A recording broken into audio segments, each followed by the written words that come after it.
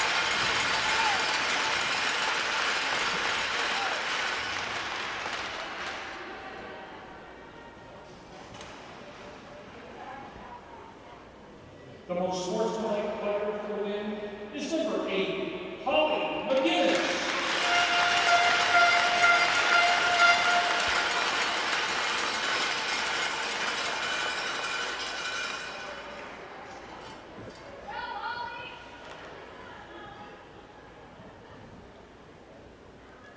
The player of the game for the Northern Subway selects is number 17, Brooke Thompson.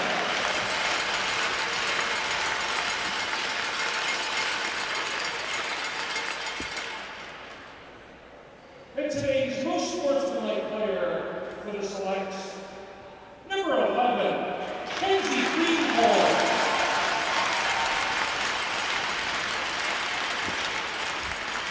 Both of Northern's selections this game, the player of the game and the most sportsmanlike player, both with 2 goals. Thompson there, another dominating performance there on the top line with a heck of a goal to cap off the select scoring this afternoon. Right under the bar, in and out so quick that only the referee could catch that one. Another heck of a game from Thompson, who leads the tournament in goal scoring, while Kenzie Greencorn registers her first 2 tallies of the Atlantics tournament with goals in the first and second period, and she got the scoring going in the first. On the other side, Maya Moffat felt like every 5 or 6 seconds I was saying her name, as there were a lot of pucks directed at her by the offensively enabled Northern Subway Selects, as she had to cover a lot of pucks, and it's never easy to keep a team like that off the board despite giving up 9 goals to them. She saved many, many more, likely again in the 50s of shots, maybe even the 60s. We'll see here later on when the box score is put up on her website. And then Molly Kate McGinnis in there has been thrown around a few times, the most sportsmanlike player for the Western Wind. Went down hard there a couple times, slowed to get up, but still fought it out to the end. And she'll need to keep that energy up when the Western Wind play the Central Storm in the Battle of PEI later tonight at 7 p.m. But join us here again in about 15 minutes in the third of 4 games today when the Eastern Icebreakers of Newfoundland play the New Brunswick representatives, the Edza West Reds, who play at 4 p.m. local here. Anyway, thanks for tuning in to this game. My name is Luke Diamond. Thanks for watching today and all tournament long, and I hope to see you again in the next games.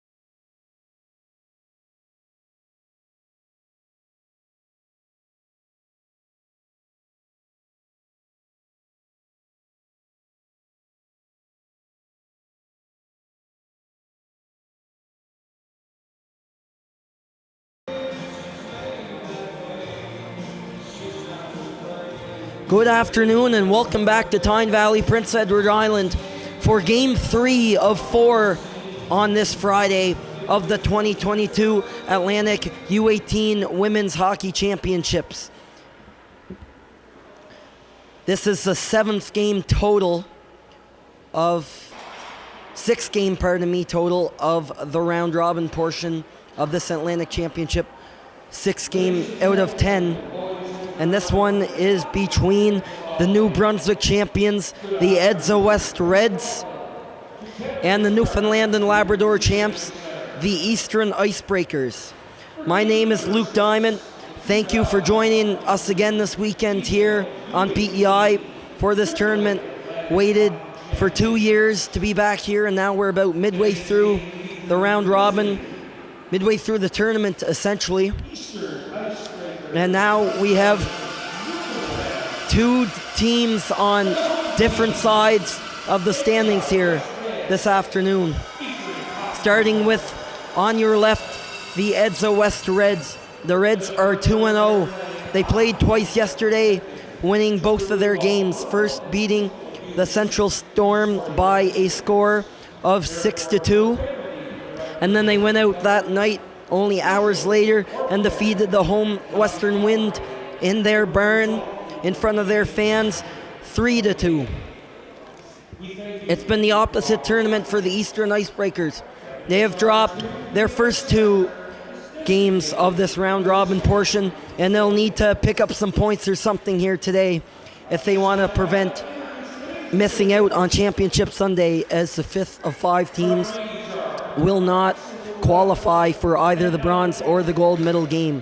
So they'll need to get something done here, and they'll have a tough team to do it against that is well rested after playing twice yesterday. So we'll throw it down to ice level for the national anthem. At this time, I ask you to please rise and be able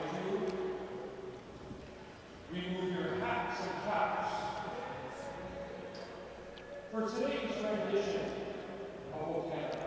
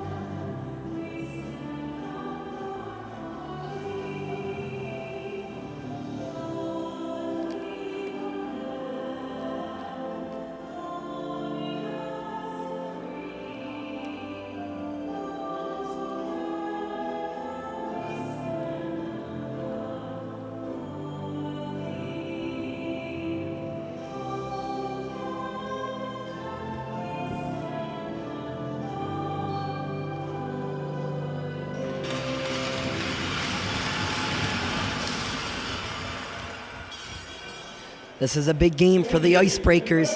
They'll need maybe not a win, but at least a competitive game to stay in this tournament, while the Reds can move closer to a berth in Sunday's gold medal game should they pull off this win against the struggling Icebreakers.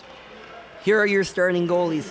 Over in the Edza West net is Christy Michaud. Won yesterday against the Central Storm in Game 1 of the tournament. She made 22 saves against the Storm in a 6-2 win, and she'll be counted on after taking the night off last night. Well, Riley Partington played for the Edza West Reds.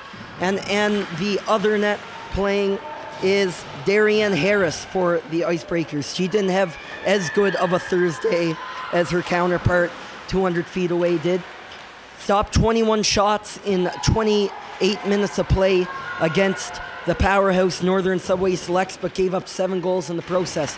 She was pulled from the game about halfway through. She's looking to bounce back today, but this is a tough team to do it against in the Edza West Reds, a favorite at this point to go to the gold medal game. Them looking at the records right now, them and the Subway Selects are the favorites. Of course, that can change, but that is the outlook early on. And there is a penalty only 46 seconds into the first period. The referee signals a hitting to the head call, and that is called against Isabelle Michaud. Michaud is off to the box early on this hockey game, and the first power play is going to the Eastern Icebreakers. Michaud is a big part of this Reds offense, has 2 goals this tournament along with 1 assist, 3 points for this team, for her team in 2 games for the Reds. She scored the game winner last night against the Western Wind, a heck of a goal where she beat the Wind goaltender on the glove side midway through the second period en route to a 3-2 victory. Holly Thistle toying with the puck in the high slot. Slid on over to Haley Ryan. Ryan playing the half wall in this power play. Brooklyn Kitchen is up there. She's played the point a lot, but has played at forward as well. She's been very involved in both offense and defense at her position. Now in behind the net again is Haley Ryan. Ryan looking for Rachel Hopkins. Hopkins had a goal this morning in a losing effort against the Central Storm. Central winning that one 5-2 over the Newfoundland champs. Ryan battling for the puck down low, but is skipped on out there by the Reds captain, Lauren Waters, on the blue line. And it is then shot down the length of the ice by Audrey Clavette, who's able to buy her team time and some fresh legs as 50 seconds remain on this first penalty and power play of the third round robin game of the day and 6 of the tournament so far. And the puck races right up along the boards after the dump in that rimmed around. That puck is flickered up and over a pair of sticks there. That's picked off by Stride. Stride looking to get that breakout going for the Icebreakers. Instead, she's just going to drop it back to her teammate, Emily White. White coming on the second unit power play along the Stride, and so is Julia Butler. Butler took the player of the game honor last game against Central. Didn't put up any points, but has been very involved. It really feels like she's due for a goal or 2 pretty soon here, or at least get a bit lucky in the score sheet. As Isabelle Michaud comes out of the box at the end of her penalty, she swings into the net, toward the net anyway, and lets the shot go. The shot comes from the point, jammed away. It is Ferguson. Ferguson had the initial shot, and Michaud and Hannah Harvey were all there in front of the net, but it's the first big save of the game for today's starter, Darian Harris. Hannah Harvey holds the team lead in scoring through 2 games. Harvey scoring both games as well, just like line mate Michaud, has 2 goals and 2 assists early in this tournament for the Edza West Reds. The third line mate, Ella Lawrence, she took the player of the game in the first game of this tournament against the Central Storm for the Edza West Reds. Had 3 assists in that game, didn't pick up any points against Western, but is noticeable at all times on the ice as she has been involved everywhere and is the glue that holds this top line and the best units on this Reds team together. And that goes a little too far on the dump in from the eastern side, and it goes back to their end to the left of Harris on an icing call. 16:23 to play here in the first period, no score yet. There has already been a power play opportunity for the Icebreakers, but we're not able to do much with that one.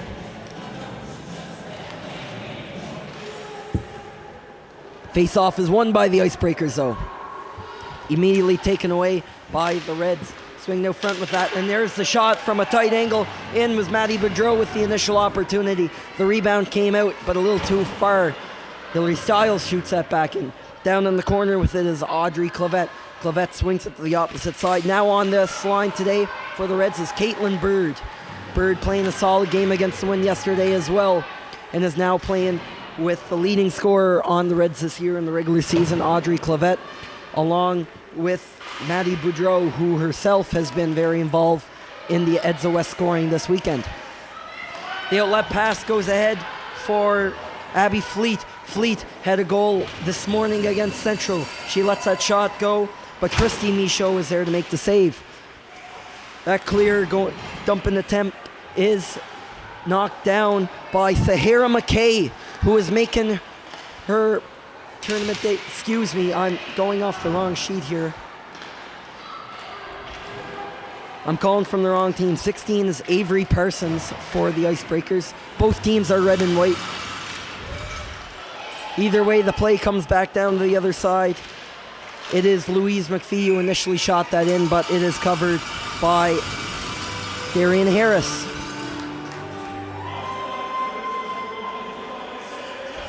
So just so everybody's clear, the Reds are in the whites today with the red pants. And the Icebreakers are dressed in all red at the right end of your screen. Face-off is won by the Icebreakers. Dropped on back there to Waters, the captain. Rimmed that around the boards. Meeting her at the other side is Maggie Bussey. Bussey, her duty is to clear that puck out. She doesn't quite do it there as the winger. Holding that line, though, well, is Carrion Merman. Merman cut right into the slot there, but could not get the shot off. That one appeared to hit a skate of an Icebreaker, and that'll go down as Eastern takes a change. Now lean in with that is Brianna Scott. Scott has goals in each of Edsa West's first pair of games this tournament. Now Lawrence is on again. She's helped out by Harvey down low to the left of Harris and net. Here's the pass out front. Now some space is Miriam Terrio. Terrio lets that big shot go. She can shoot a puck. Her and Ferguson have been very involved offensively for this Reds team early on.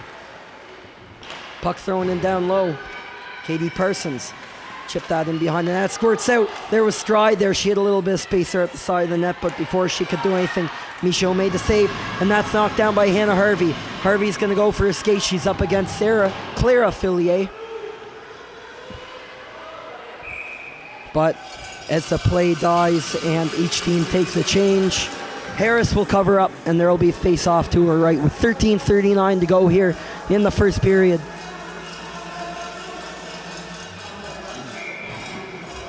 This live stream is brought to you by Township Chevrolet, PEI's #1 dealership. Eastern comes out of the draw victorious there. Brooklyn Kitchen going for a skate down the ice. That's blocked by Ferguson. Ferguson with the block shot, and Kitchen gets it right back after that. Haley Ryan and Kitchen trade a few passes. They still are. Out to Kitchen once more. Ryan is at the side of the net, right in on Michaud, and Christy Michaud makes the save. Terrio having a tough time getting around the referee there. And the Reds have to restart their breakout. Clavette now has the puck. Went for that stretch pass. Caitlin Bird was going with it. Now Bird gets it, not in the breakaway position, but was close. Ferguson has joined the Russia's defense there as well. Bird throws the pass out front. Clavette and Ferguson were there, but Haley Ryan of Eastern gets there first. Now coming up on the rush is Abby Fleet. Fleet's just going to throw it in as her teammates complete a change down at the other end of the ice. Anna Parsons left with the puck up to Maggie Bussey. Bussey cannot handle the puck. It's going to bounce back to Parsons. Cross ice DDD pass. Holly Thistle is there. Thistle, it's a bang bang back up to Bussey again.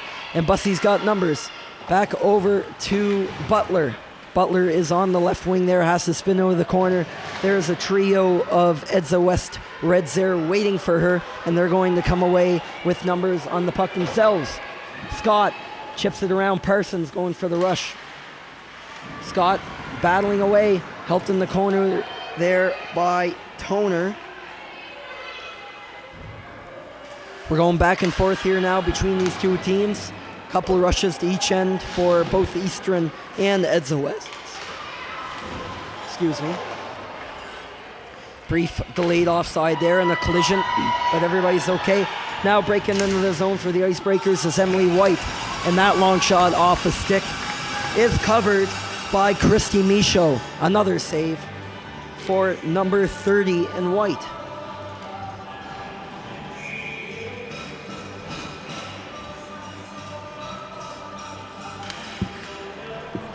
Face-off is to Michaud's right, and it is won by the Reds. Here comes Harvey. Hannah Harvey cutting in the zone, takes a bounce, she scores! Hannah Harvey gets a fortunate bounce. Looked like it hit a defender there. I think for Eastern, it was Rachel Hopkins back on the play. Not 100%, but Hannah Harvey is going to get credit for that goal. And at 11:29, the first period, Edsa West strikes first.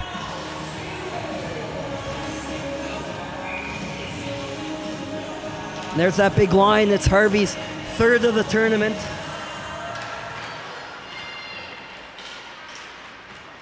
As the play transitions back over to the Reds' end, breaking in with that is Haley Ryan. She couldn't get the shot off. Now it's a long shot from Fleet. Ryan out front. There's Kitchen, the shot, and that was blocked. A great setup there, but even better defending from the Reds. And now the rush, the counterattack comes back the other way as McPhee finds in the middle of the ice Michaud. She was gearing up for a heavy wrister from the top of the circles, but she is offside. Hannah Harvey in 18 games this year only had 5 goals in the regular season, 8 points total in that span. Missed a couple of games there. She's already at 3 in the tournament. Not quite at Brooklyn Thompson's total of 5, the tournament leader in goals from the Northern Subway Selects. But Harvey has scored some big goals for her team here as Boudreau tried to step around the defender. Ferguson's doing the same on Claire Fillier.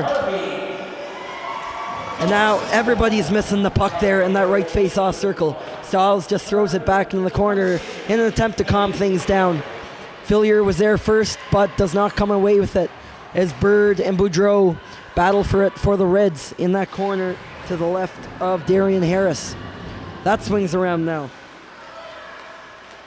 Darian Walsh failed clearing attempt. It bounced in on Darian Harris, but it's off the pads and her team clears it in time for a change. It won't be an icing call as the puck slows up just before it comes to the goal line at the Reds' end of the ice.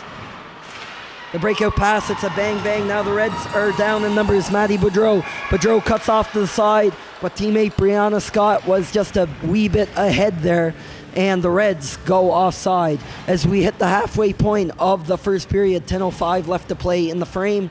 The score is 1-0 for the Edsa West Reds. Hannah Harvey scores again for this team. She has 3 goals in as many games, has found the back of the net in every game Edsa West has played so far. She keeps that going. Waters is first back to the puck there. Heavy in pressure is Rachel Hopkins. Hopkins had the goal last game against the Central Storm just this morning. As Toner cuts in with it, she got some heavy pressure there in the back check from Hopkins and Thistle. Now Thistle comes away with the puck. Thistle pressured heavily by Toner herself. Cross ice to Parsons behind the net. That one's Avery Parsons. Makes a play up while Katie Parsons is just up the ice there. Avery Parsons gave Toner a bit of a hook, it appeared. No call on the play, and Eastern is away with that cleanly. Stride grabs the puck right around the goal line. The other red line, actually, the red line at center ice, and shoots it in as the Icebreakers go for a change. Back there left to try and maneuver her way out of the zone is Louise McPhee. She finally gets it up to the goal scorer, Hannah Harvey. Harvey coming up the right wing of the ice. She cuts to the middle and tries to pull a similar move with the cut to the middle, but that's off a stick all over there. Her was Avery Parsons blocking that shot. And there's the 2-on-1. Harvey is right there. Nice setup by Michaud, but couldn't get the shot off on net there. Now from the point, Ferguson finds Harvey again. Harvey got it to the middle of the ice. Here's Ella Lawrence. Lawrence couldn't get the shot off as Fleet was all over from the Eastern team. Fleet's going to chip that one in. She's going to go for the change though, as it doesn't go quite far enough for icing. As the Reds take it back the other way, Ferguson is taken down near the blue line by Butler, who gets the puck here from Eastern. And now Butler's going to get a chance. She's come down the close side wing. Butler steps right around Ferguson unscathed. Terrio tries to get a play going for the Reds, and it seemed to work there as the puck makes its way up the clavette. Cross ice pass is intended for Bird. She had to stretch the foot in behind her, but not even that could clean up the pass for Edsa West, but they get it in deep to the zone anyway. Looking to set up that pass was Maddie Boudreau, and now here's the shot from Tara, goes right to the net, she shoots, he scores!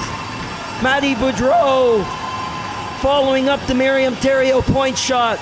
Darian Harris was unable to contain it, and the puck bounced out loose, and Maddie Boudreau had the time and space to lift that one up high into the net, and the Reds double their lead at 7:51 of the first period. It's 2-0 Reds.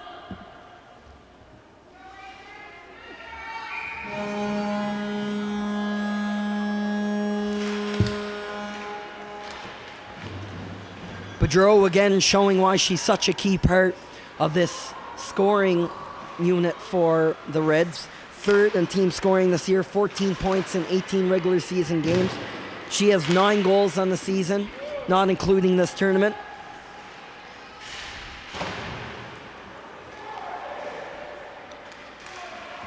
As Clavette cuts in around, Boudreau is right there in the front of the net again. She came inches from yet another one. The puck is then directed back at the net. Didn't quite get out there for Eastern as Boudreau fights off a hook. No call there. I don't think the Reds benched like that very much. You could hear Abby Clark and company yelling from the booth up here. But that time, Darian Harris is able to find the puck.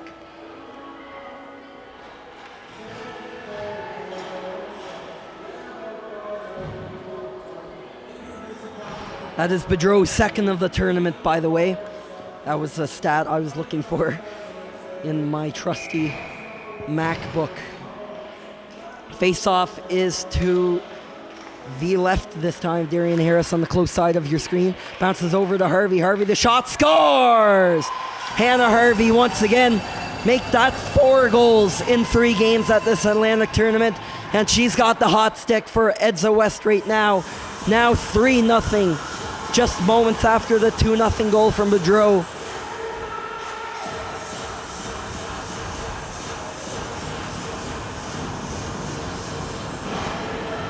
And already there is a goaltending change for Eastern Icebreakers. Haley Bennett, after playing this morning, subs in for Darian Harris for the second straight game. Harris is pulled after a number of goals from the other team. It took 7 against the Northern Subway Selects, but only 3 goals in just over 13 minutes of play against the Edsa West Reds. And Haley Bennett is back in net for the Eastern Icebreakers as Darian Harris heads off.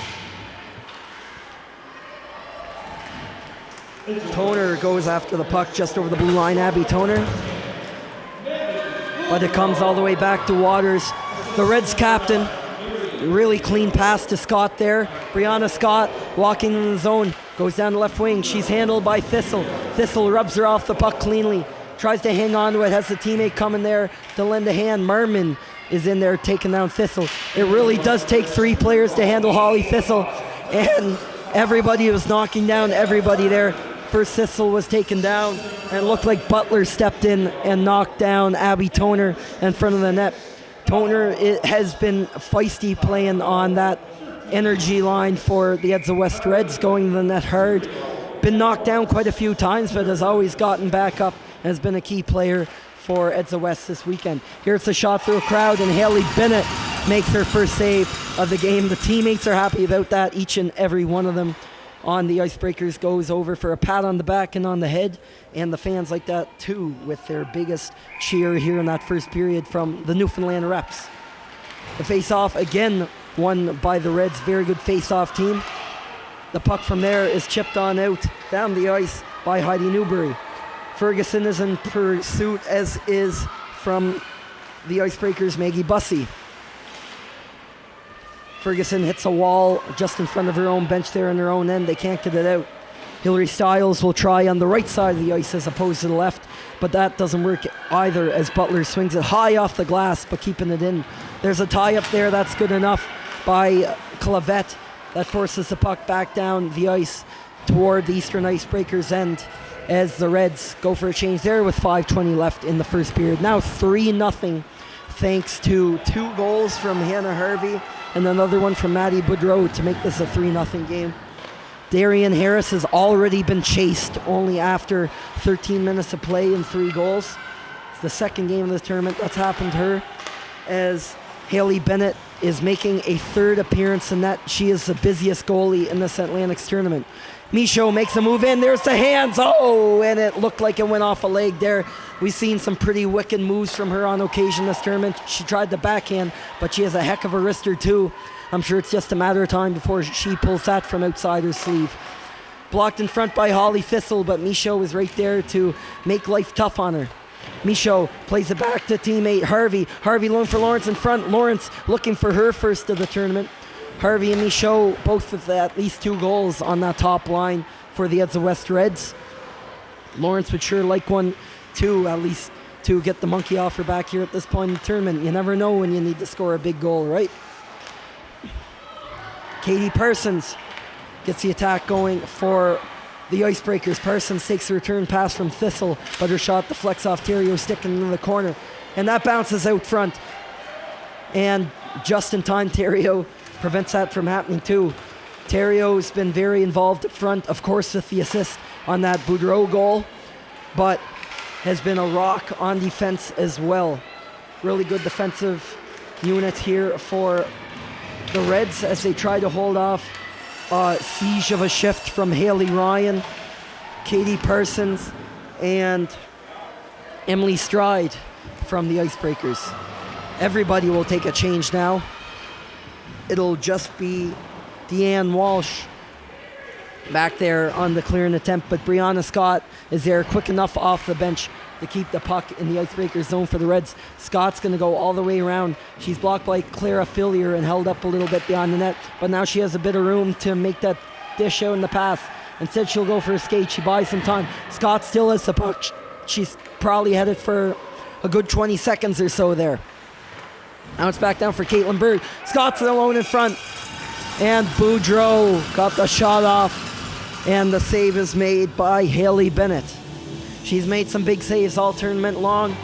Of course, like everyone else that has had to play these powerful teams from Edsa West, Northern, and whatnot, it hasn't always been easy, but Bennett's been someone to rely upon on this Eastern Icebreakers team. Again, this disadvantaged Eastern Icebreakers team, a team that only played 6 games all in the provincial tournament before making the trip to Tyne Valley for this weekend, as Boudreau walks in with a heck of a shot and she clangs it off the crossbar. Stays in play though somehow. So this is only the 9th game of the season for the Icebreakers. Still persevering through it, of course. Happy to finally get some hockey action in after missing the regular season due to the COVID situation. As Brooklyn Kitchen swings in on the wing, takes a shot that goes off the inside blade of Hillary Stiles, and it's the counter attack the other way. Come for the Reds is Boudreau. Boudreau lets the shot go. She scores. Hits her 2nd of the game and 3rd of the tournament. Maddie Boudreau makes it 4-0. Edsa West.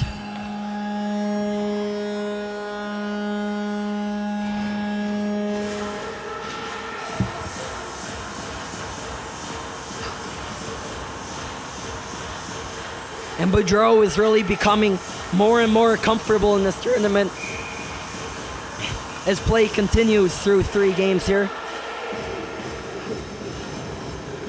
Quick discussion at the Reds bench about something likely having to do with the scoring credit.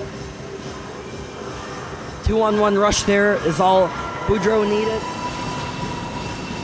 The team is celebrating something. Looking down at Christy Michaud down the other net. Maybe they're looking at the cheering section or the fans. A couple of them had their gloves on, gloves off, waving their hands in the air at something. Couldn't tell you what though. Maybe I'll find out later. As Ella Lawrence cuts in the zone, here comes Michaud with the shot. Goes right around, rebound. Harvey was there waiting for that one. She's only one away from the hat trick, and we're not even 20 minutes into this hockey game. Cutting in on the pinch was Ferguson. Bounces back to Lawrence, who is covering for Ferguson on the point for the Reds. Newbury chips it on up the boards, but no one was home as Ella Lawrence will throw it back the other way. Instead, that bounces out to Bussey for the Icebreakers. Can't get the shot off, however. as it cleared out by Ferguson. It's a 3-on-2 the other way for the big line from Edsa West. Harvey has Michaud with her. Drop back to Michaud. The shot high up, and it is a good blocker save by Haley Bennett. Had a wicked toe drag shot going there. And it goes back to Michaud, and she went for the exact same spot, but couldn't quite hit it there. If she gets it again, she may or may not miss, but she came close a couple of times. As the puck is cleared down here in the final minute of play. And I think I know what the bench was so excited about as Haley Ryan cuts in. Lets it go. What a toe save by Christy Michaud. And as I was mentioning what the bench was so excited about with Michaud picked up the second assist on that last goal from Maddie Boudreau. The team was really hyped up about that one. As the Reds work back the other way, it's Abby Toner down the right wing. She's just going to flick it in. She's on the ice there with Brianna Scott and Carrie-Anne Merman. Merman hanging up around high as that third forechecker. And the puck leaves the zone. However, as that forecheck doesn't go too far. Stride is going to chip that out as the Icebreakers complete a change in the dying seconds of this first period. This one is under the control of the Edsa West Reds. Both with a pair of goals are Hannah Harvey and Maddie Boudreau, the two go-to goal scorers for the Edsa West Reds. It's the big guns coming out to play this late afternoon in Tyne Valley, as it is Edsa West 4, Eastern 0. After 20 minutes of play, we'll be back for the next set of 20 minutes after this Zamboni break.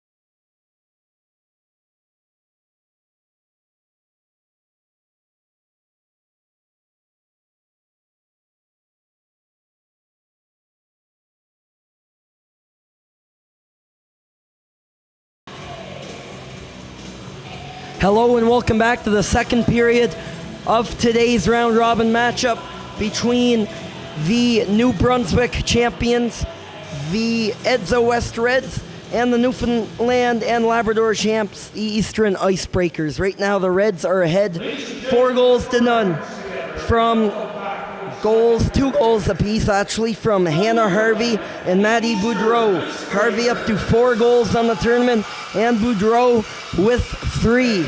As the teams are taking the ice, so just an important note before we get going back in the action.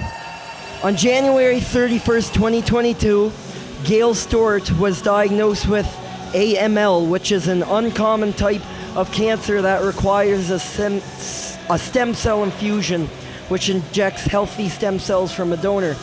Gail has a husband and 4 children and is also the aunt of a player on the Northern Subway Selects team here this weekend. With this type of leukemia, she is looking for stem cell donors. Anyone between the ages of 17 and 35 can be a match. For interested donors, you can register today at blood.ca/join Gail's Fight. As anyone between these ages who is a match with a very simple swab kit that can be sent to you gives Gail some hope and hopefully a match to save her life. So definitely the Northern Subway Selects are playing this weekend for Gail.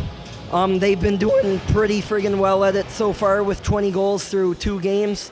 And not only them, but when we first heard of Gail's diagnosis publicly about little over a month ago, all kinds of people have stepped on for Gail, who has been involved in the community in northern Nova Scotia for a long time, notably around St. FX and the Antigonish area.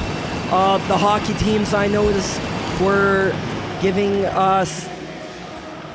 using stem cell test kits rather, in hopes of finding a match for Gail. So please consider signing up if you're between the ages of 17 to 35 by signing up at blood.ca/join Gail's Fight.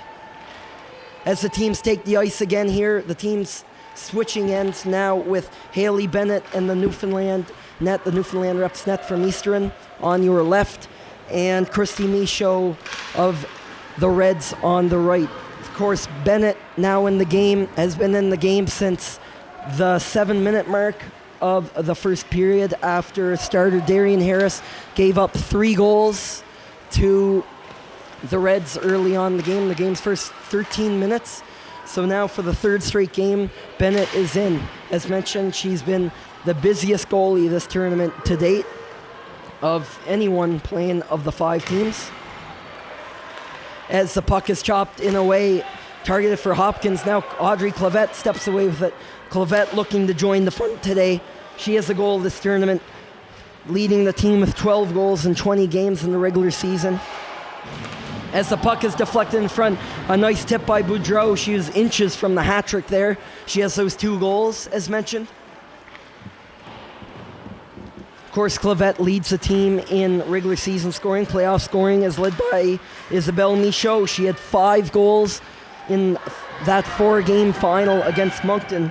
Of the 12 goals that the Reds have scored in that tournament, so almost half of Edza West's goals in that New Brunswick final were scored by Isabelle Michaud. Scoring a little bit more balanced here. Seeing some big performance from the likes of Hannah Harvey and Boudreau and Michaud herself. But a lot of people are chipping in, including defenders like Nicole Ferguson and Miriam Theriault, as the first save of the period is made by Christy Michaud as we're 2 minutes in, 17:59 on the clock here in period 2.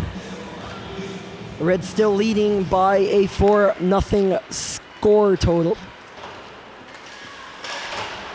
Back at that Newfoundland line, Emily White. But goes back the other way. Brianna Scott on the response attack.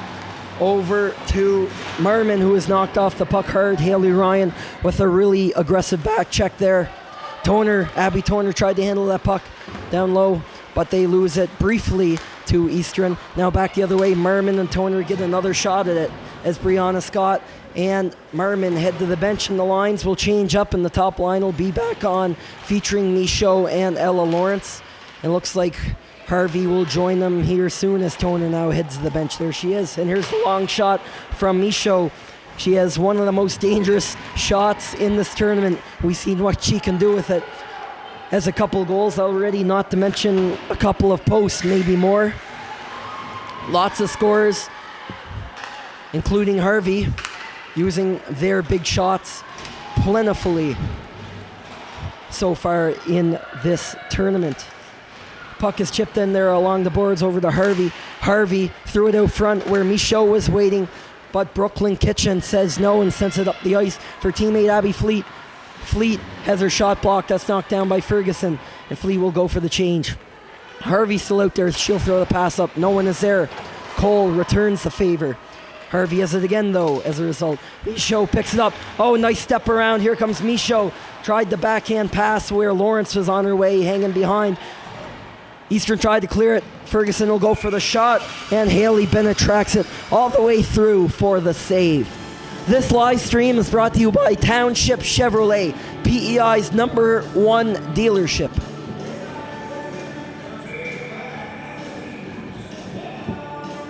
Face-off is going to be to the right of Bennett.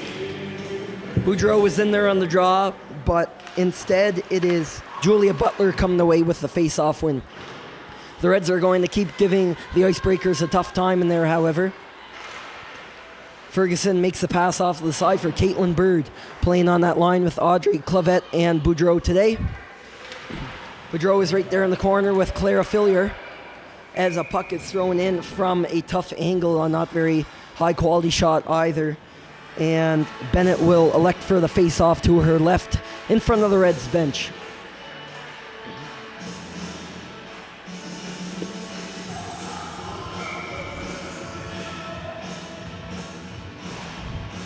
And on that draw, here's V. Merman. No, is Boudreau taking that face off again. She's going to lose it, though, again to Butler. Bird is in behind the net. Bird finds Clavette. Clavette right there in front was Boudreau. Again, looking for that hat trick, but she was tied up as she had a Holly Thistle to deal with. The captain of this Eastern team has been tough to deal with if you're a forward on any team playing against Eastern this week. One of the hardest to beat defenders in this tournament. Pass was intended there for Katie Parsons. It's going to come back the other way. Audrey Clavette.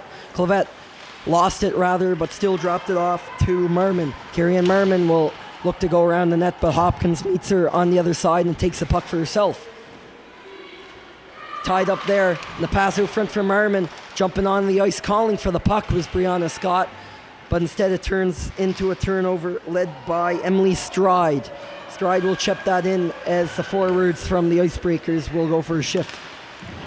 And a sent up the ice on the pass is Brianna Scott. She's run the real estate there as Parsons came back. Two Parsonses. Avery Parsons came back quickly on that back check to prevent anything from happening. And it will force Eastern to take an icing, and the face-off will come all the way back.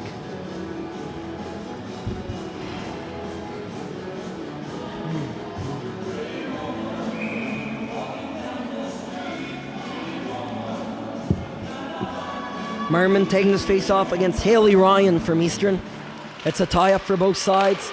Toner had it there momentarily, but working their way back out. Or trying to anyway, was Eastern. Fleet looking to work that puck out of the zone, and she does. Gets it as far as the center ice line. But now the Reds will work their way back down. No one can really settle down possession or take the puck one way or another. Teams are going back and forth. Not a lot of space between these two sides. The puck will end up sailing back in the Eastern zone. It has been there for the 6 minutes to begin this period as Ezra West comes in close to the net. Here's a long shot high over the net. Was that Louise McPhee wrister? And Bennett ended up not having to do anything there, although that was a great opportunity. Brianna Scott tied up there tightly with the defender Amber Cole from Eastern. It's going to be a change from Edza West as they get some sustained pressure going here in the eastern end. Now going right after the puck, Michaud joins in the battle there as Fleet works her way out of the zone. Abby Fleet went in and dumped the puck. Waters gives her a shot as she goes after, and Fleet has been feisty this game, giving the top dogs from Edza West tricky time. Michaud was taken down there, and Lawrence has bumped off the puck as well, as Heidi Newbury is not making it easy on either of those forwards. Michaud knocked off the puck there by White. Michaud is going to go for a change at the same time. Terrio walks to the middle of the ice. She's trying to get it to the net. Haley Bennett pads it away. And now here comes Eastern the other way. Leading this rush now is White. White's just going to chip it off the stick of Ferguson, but continues the pursuit. Maggie Bussey helping out on that forecheck as well. Caitlin Bird trying to clear that puck out, but Bussey steals it for a brief second. Audrey Clavette was right there to take the puck and gets it out of the zone successfully for the Edza West Reds. Ferguson now steals the puck. Ferguson blasting up that left wing. The defender has been heavily involved on the offense this weekend, along with her D partner from Miriam Terrio. Now throws on up along the side to Clavette. Clavette has that puck knocked down by Maggie Bussey. Bussey then in turn has that stolen by Maddie Boudreau. Boudreau back on that ice again, looking for that third goal. She's had a few other chances other than that goal she did score. Those goals she did score a couple times. I believe she had a post as well. Someone did. As we are just under the 12-minute mark of this second period. Still a 4-0 game in favor of Edza West. Boudreau and Hannah Harvey adding those other two goals to make the score where it is right now. As Boudreau with the puck. Cross-ice pass finds Caitlin Bird. Bird walks in, the shot up high, and Haley Bennett was prepared for that and fights it off for the glove save. 11:34 now.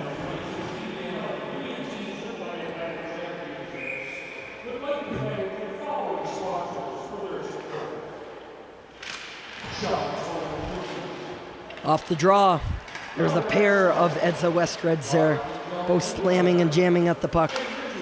That's going to escape the zone. Brianna Scott was right there as Stiles can hold it in, but Scott's going to get some second life. Scott lets the shot go from long, but doesn't hit the net. Stiles is there on the opposite point. As the whistle goes, it's going to be a penalty. It's a slashing call, and I think it's going to go against the Edza West Reds. Heading off after that one is Abby Toner, who gets the penalty, and the Eastern Icebreakers will head to their second power play of the afternoon. They didn't score in their first, obviously, as they have no goals yet this hockey game. Maybe this will be their first, though. Haley Ryan in there on the draw against Ella Lawrence, won by Lawrence. The clearing attempt fails as it bounces back to Brooklyn Kitchen. Kitchen forces it back down to Ryan. Down in that corner is Abby Fleet, trading a few passes with Ryan. Ryan slamming it at it in the slot, and the rebound bounces out to Abby Fleet. But ready for that was Christy Michaud, who makes the save. Michaud still yet to allow a goal this game. Only allowed 2 on 24 shots against Central here in the very first game of the Atlantic tournament yesterday afternoon. As the Reds win the face-off, and it is fired with desire down the ice by Miriam Terrio, as the puck is cleared down 30 seconds into this advantage. Here comes Eastern. Haley Ryan coming on with a lot of speed. Ryan slows up now, drops it for Abby Fleet. Traded back with Ryan. They'll go back and forth. Fleet and Ryan are going to trade spots now, but still passing it around. Holly Thistle now with the puck. Looking for, on the back door, Abby Fleet, but she's unable to handle that pass. Kept in by Kitchen. Now meeting the defender in the corners, Hopkins. A few players from the Eastern team make a change, just avoided too many players on the ice violation there. But it's cleared down the ice by the Reds, and they'll get a much needed change in. Boudreau is out there on the second unit penalty kill. Boudreau fights off one player, fought off Kitchen, but couldn't step around Butler as the second layer of defense comes through successfully. Now Butler's going to go for a skate, knocked off the puck by Clavette. Right behind her is Holly Thistle. Thistle cuts in the middle of the ice, tries to get the shot off. It's a low one that I don't think Miss Show could really find, but the puck misses the net anyway, so no harm done. Thistle leaves it off. Right there was Butler. And Eastern will settle down. Stride, cross ice to White. White lets the shot go. That's blocked by Clavette, and she'll be able to clear it here too. No, that is knocked down by White once more. Clavette couldn't get the second clearing attempt out either. Butler skates in behind the net. Up for Thistle, and Thistle's pass intended for Emily Stride misses. It's a little too far, and that will run out the remainder of the penalty as the Icebreakers go 0 for 2 on the advantage in this afternoon's game. Now immediately back down the other way is Hillary Stiles and the Edsa West Reds. Also beyond that net is Audrey Clavette. Clavette at the end of a long shift after killing off that penalty. Katie Parsons will look to clear that out of the zone. In on the pinch was Ferguson, but it's a little too risky, but Stiles comes in back in her support. Stiles clears that back out. That's off the skate of Merman. Couldn't quite handle it at first, but that bounces out instead to Ferguson. Nicole Ferguson walking in as Abby Toner on the far side, and saucer pass went in her direction, but was a little too far ahead as Toner was lagging behind. And now here comes Abby Fleet. Fleet is met by Brooklyn Kitchen on the 2-on-1 rush. Kitchen will get the shot off. The shot is blocked away by Christy Michaud. A big save on the 2-on-1 opportunity by the Icebreakers. Now back the other way is Harvey. It's a partial break for the hat trick. Harvey's in, and it is a save made by Haley Bennett. One of her biggest saves of the day, no question about it. With 8:11 on the clock, it is still 4-0 for the Edsa West Reds.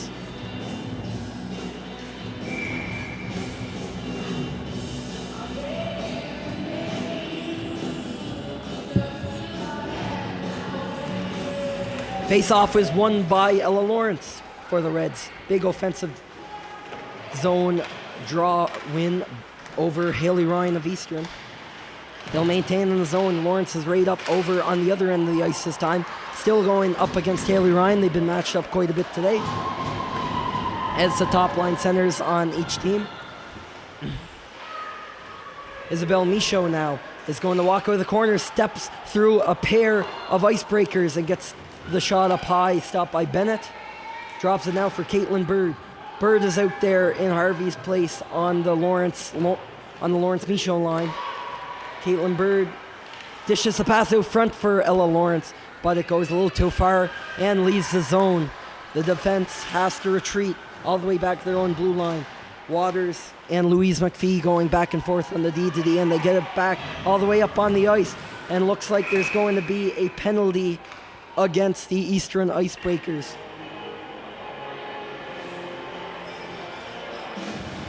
And no, actually, it's going to go against the Edsa West Reds. Eastern Icebreakers going back to the power play here. Audrey Clavette is penalized there, I believe, for a hold or a hook. And here's another chance for Eastern to finally have a chance at beating Christy Michaud and getting back into this game with 7 minutes to play in this middle period. Face-off is won back to Kitchen. Holly Thistle, shot through a crowd. That's blocked. Big block by Miriam Terrio. Terrio blocks it again, and it's knocked up to Ferguson. Nicole Ferguson is going to go for a rush, but she is thrown into the boards by Holly Thistle. The bench is really upset, and so is the cheering section to my left about that Thistle hit. And then now someone else is taken out here in the middle of the ice. Toner and Hopkins collide at the blue line. Both of them were a little bit slow to get up. Hopkins missed the puck there. She is not pleased about that one either. Holly Thistle cuts to the middle of the ice, throws it off. Cutting in is Parsons. Parsons couldn't get it to the net quite in time. Rachel Hopkins spins around, cross ice to the point for Thistle. That shot is blocked. Fleet drops back, throws it through a crowd right in front of the net, and it's poke checked away by Christy Michaud. And that one is shot very hard off the glass by Terrio, and that's enough for the clear. This power play unit is going to change up for the Icebreakers as Katie Parsons leads the rush back in. Butler and Newbury to her right, but it's just going to be a shot in on Christy Michaud, which she covers up with ease. 47 seconds left on this man advantage for the Eastern Icebreakers.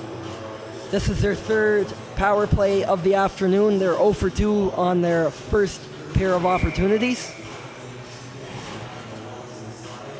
Same players remain out there for now for Eastern as they change it up on the penalty killers for the Reds. It is Caitlin Bird shooting at the length of the ice as Maddie Boudreau joins her for the forwards. And that takes an errant bounce off the boards as Bird is in there with a lot of pressure, giving Haley Ryan a tough time, who tried to quarterback out that power play. Boudreau is caught out there, so forcing her team to stay outside the blue line until everybody's onside again, as Abby Fleet picks it up at center ice.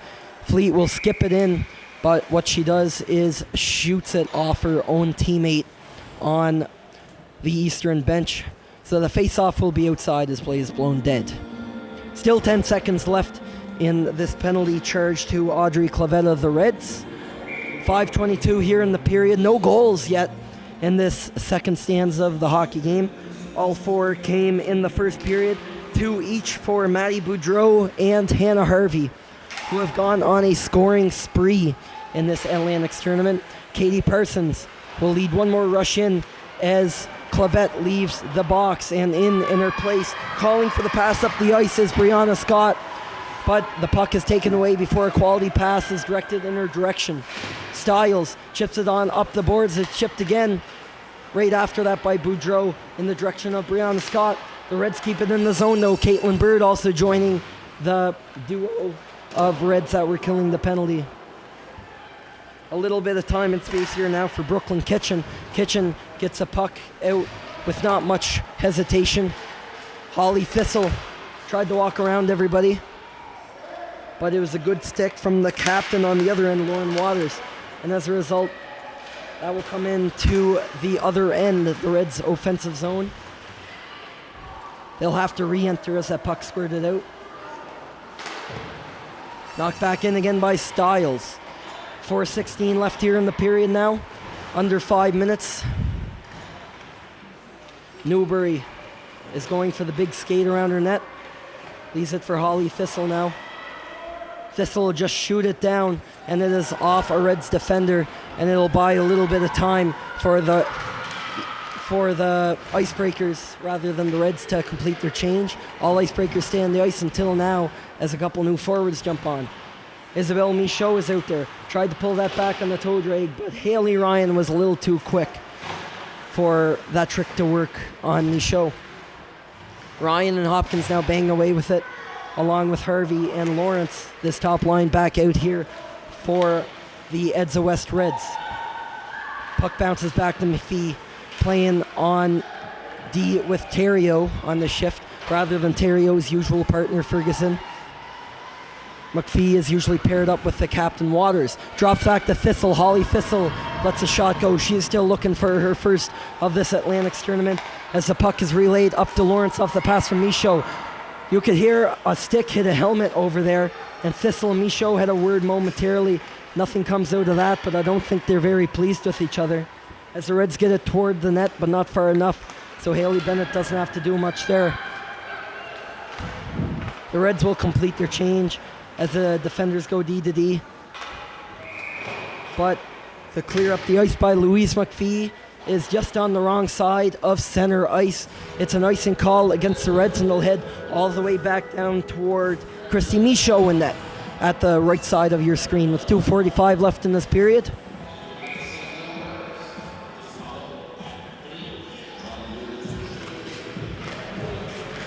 Reds are finding a lot of different ways to win here.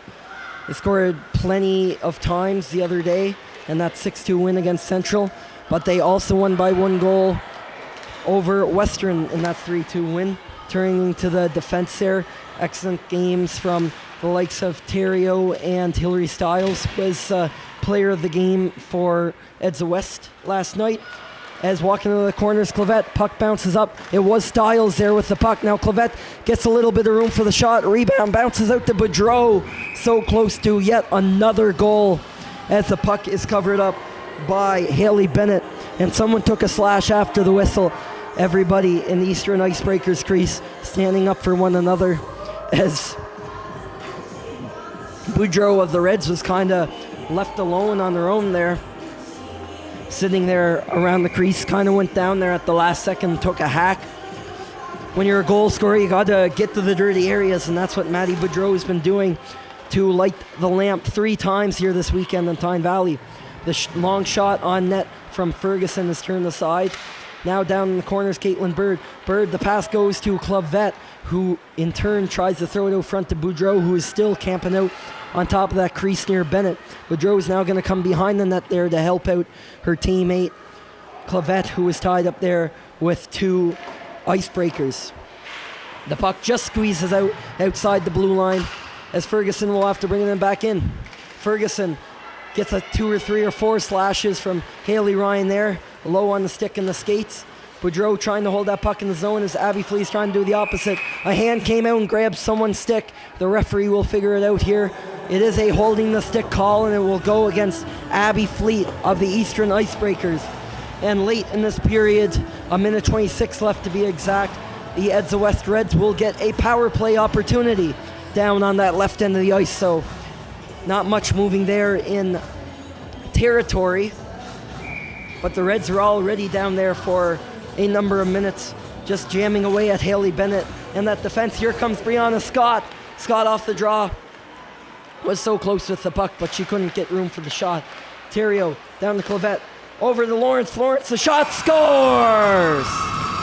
Ella Lawrence was looking for that one, getting the pass from Isabel Michaud there, and for the first time, number 66 is in the goals column at this Atlantic Championship. And with 1:14 left on the power play, 1:14 left in the period and on the power play, 1:48, 12 seconds in, the Reds make it 5-0. Nice setup there, great passing play from Isabel Michaud. Michaud showing she can do a bunch of things up front. She can dangle people inside out, and she can also make the right pass and the heads-up play at the right time. She doesn't mind getting a little physical. She was into it with Holly Thistle just a moment ago after someone's stick hit someone's helmet. I think it was Thistle's stick that hit her up high. But the key to winning tournaments like this is playing hard, but not letting the grudges get to you either, as Isabel Lawrence showed was the case with herself. Miriam Theriault spins on back out there. Back out with her regular partner, Nicole Ferguson. Theriault forces her way up to the red line and chips in the backhand down and deep behind Bennett's net. Starting this rush back out late in the period for Eastern was Emily White. Met with contention up on the boards where the wingers were waiting. Butler is one of them. And Ella Lawrence, Ferguson, and a fury of Reds, a sea of red was there to give them a tough time as the puck came to Theriault, whose shot is gloved by Haley Bennett. 23.1 on the clock here. 5-0 game now as Ella Lawrence registers her first goal of the Atlantic tournament for the Edsa West Reds.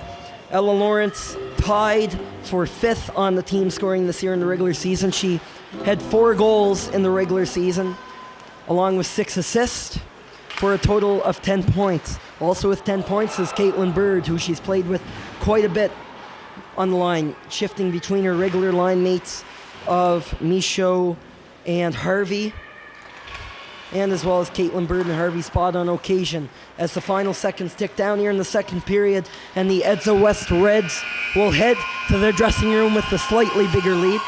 Only 1 goal in that second period coming off the stick of Ella Lawrence, as mentioned. As if the Eastern Icebreakers want to come back in this one, they'll have to do something they haven't done yet this season, and that would be scoring 5 goals in a 20-minute span. Will that happen? We'll find out here after the flood, as the Reds have a comfortable lead heading into the second intermission. We'll be right back.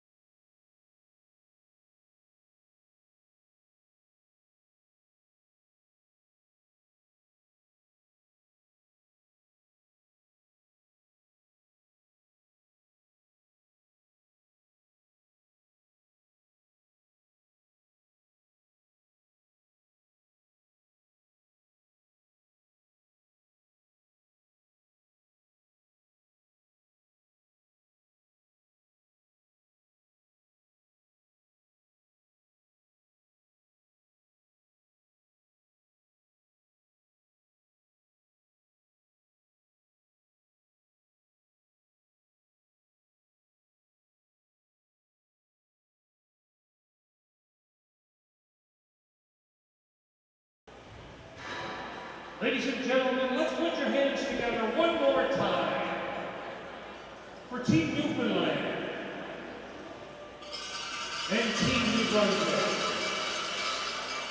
And welcome back here to Tyne Valley for the third of three periods in this afternoon's round-robin matchup between the Eastern Icebreakers of Newfoundland and Labrador and the ADST West Reds of New Brunswick, cruising on their way only 20 minutes away from a 3-0 record to kick off the 2022 Atlantic U18 Women's Hockey Championship tournament here in the Valley.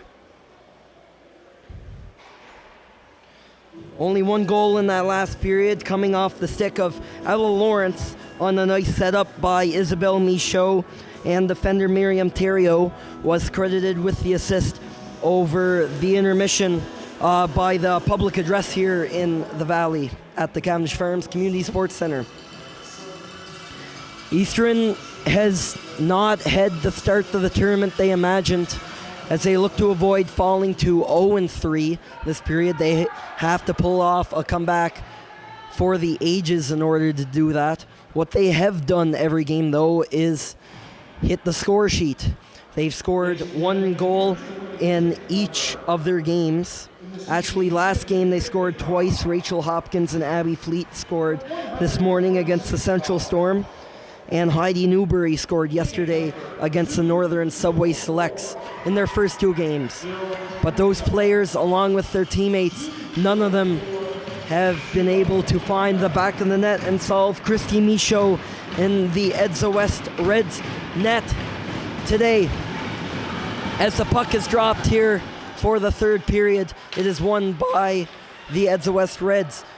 Hannah Harvey coming up with it. She has two on the afternoon, both those in the first period, and it is going to be a tripping penalty against the Icebreakers' Rachel Hopkins as Harvey cut to the middle. She had the feet taken out from under her, and for the second straight time, the Reds will go to the power play only 11 seconds into this period.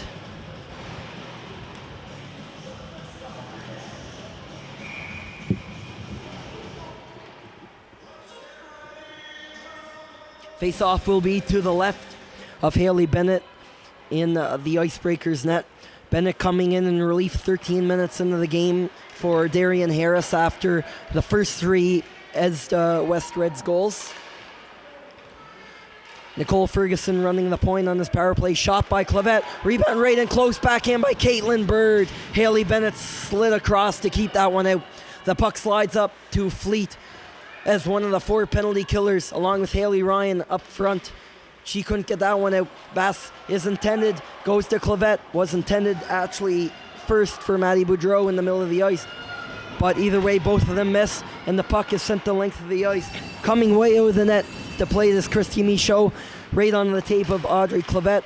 Michaud actually has an assist, which she picked up on the second Boudreau goal, right at the end of the first period. The first goaltender to pick up a point this tournament, as Isabel Michaud cruises in, cuts to the front of the net, but couldn't get the shot off as Brooklyn Kitchen lifted her stick at the last second. Michaud held for a second as Theriault lets the one-timer go. That one sails wide. Hannah Harvey on the boards. Harvey has Ella Lawrence with her. On the last power play, Ella Lawrence scored, which was her first of the tournament, and that was the fifth of five as the West Reds goals this afternoon. As 35 seconds remain in this Reds power play, it's kept in by Theriault. Pass intended cross ice for Michaud. Back up top for Theriault. She let the wrister go down low, and that hit the leg of Brianna Scott. That looked like it was going right at the net, but instead deflects wide, and coming away with that is Butler. Here comes Julia Butler. It's a one-on-one with Theriault. The shot through her legs is wide, as Michaud didn't have to do anything there. Isabel Michaud, on the other hand, rather than the goalie, Christy Michaud. Isabel drops it off for Scott. She takes a body check, which isn't called, against Brianna Scott, as it is sent down the ice by Julia Butler, and it will go all the way for an icing call against Eastern. 17:35, there was already a power play this period, which just expired. And the Reds are unable to score yet again on the advantage, although they did in the second.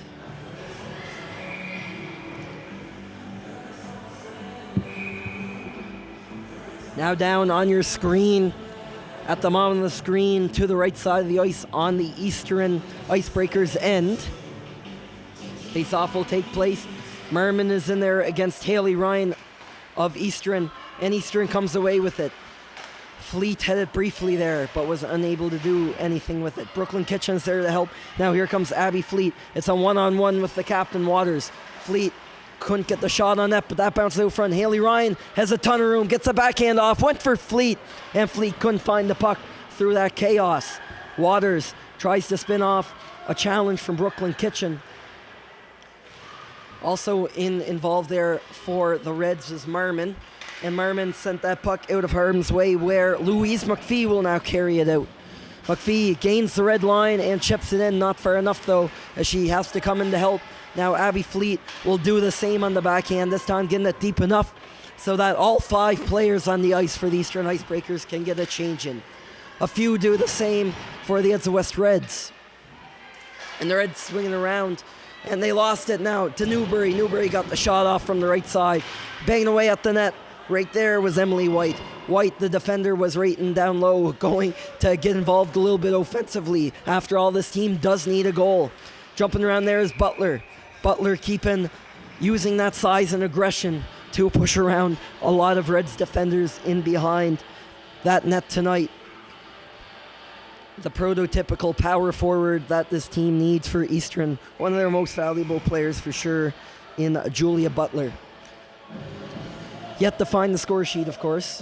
One of those that did find the score sheet is Hopkins, who's taken the draw against Boudreau, I believe. Rebound comes out, bounces out to Parsons. The puck is still loose. Katie Parsons was really close to getting them on the board for the first time. The outlet pass by Boudreau going the other way on the counterattack. Was intended for Audrey Clavette, but Clavette could not bring down the pass, and it's going to be an icing call against the Reds. 16:07 here, almost 4 minutes into this third and final frame. 5-0 still for the Edsa West Reds. They had a couple chances on the power play, and the Eastern Icebreakers still yet to score. They had a really good chance there in front of the net all alone. They had a not half bad start to this period after killing off that early penalty. Hopkins gets the shot off now, and it goes wide. Michaud didn't have to do anything there, although she slid for it. Now with the puck beyond the net is Emily Stride for the Icebreakers, and she threw it out front. Intended target was Katie Parsons, but nobody was home. And now coming up the right side, Caitlin Bird from the tight angle. She cannot hit the net. Come back the other way is Emily Stride. She chips it up the boards, but the line is held by Nicole Ferguson. They keep it in. Here's Boudreau, the shot off the mask of Bennett, and she scores! And there's the hat trick that Maddie Boudreau is looking for since late in the first period. Her third of the afternoon and fourth of the tournament, Maddie Boudreau.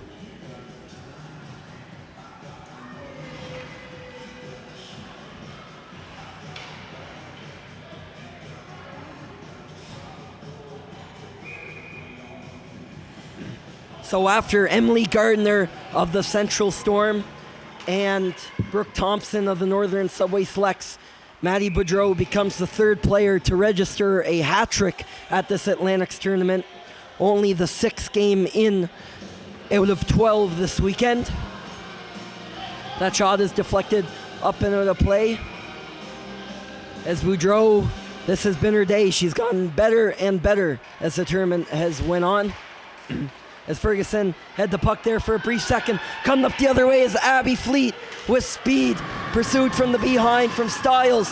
Pass was intended as the play was broken up to Haley Ryan, but she was unable to handle it. Great defending there on the back check by Hillary Stiles, possibly saving a goal and keeping Eastern off the scoreboard.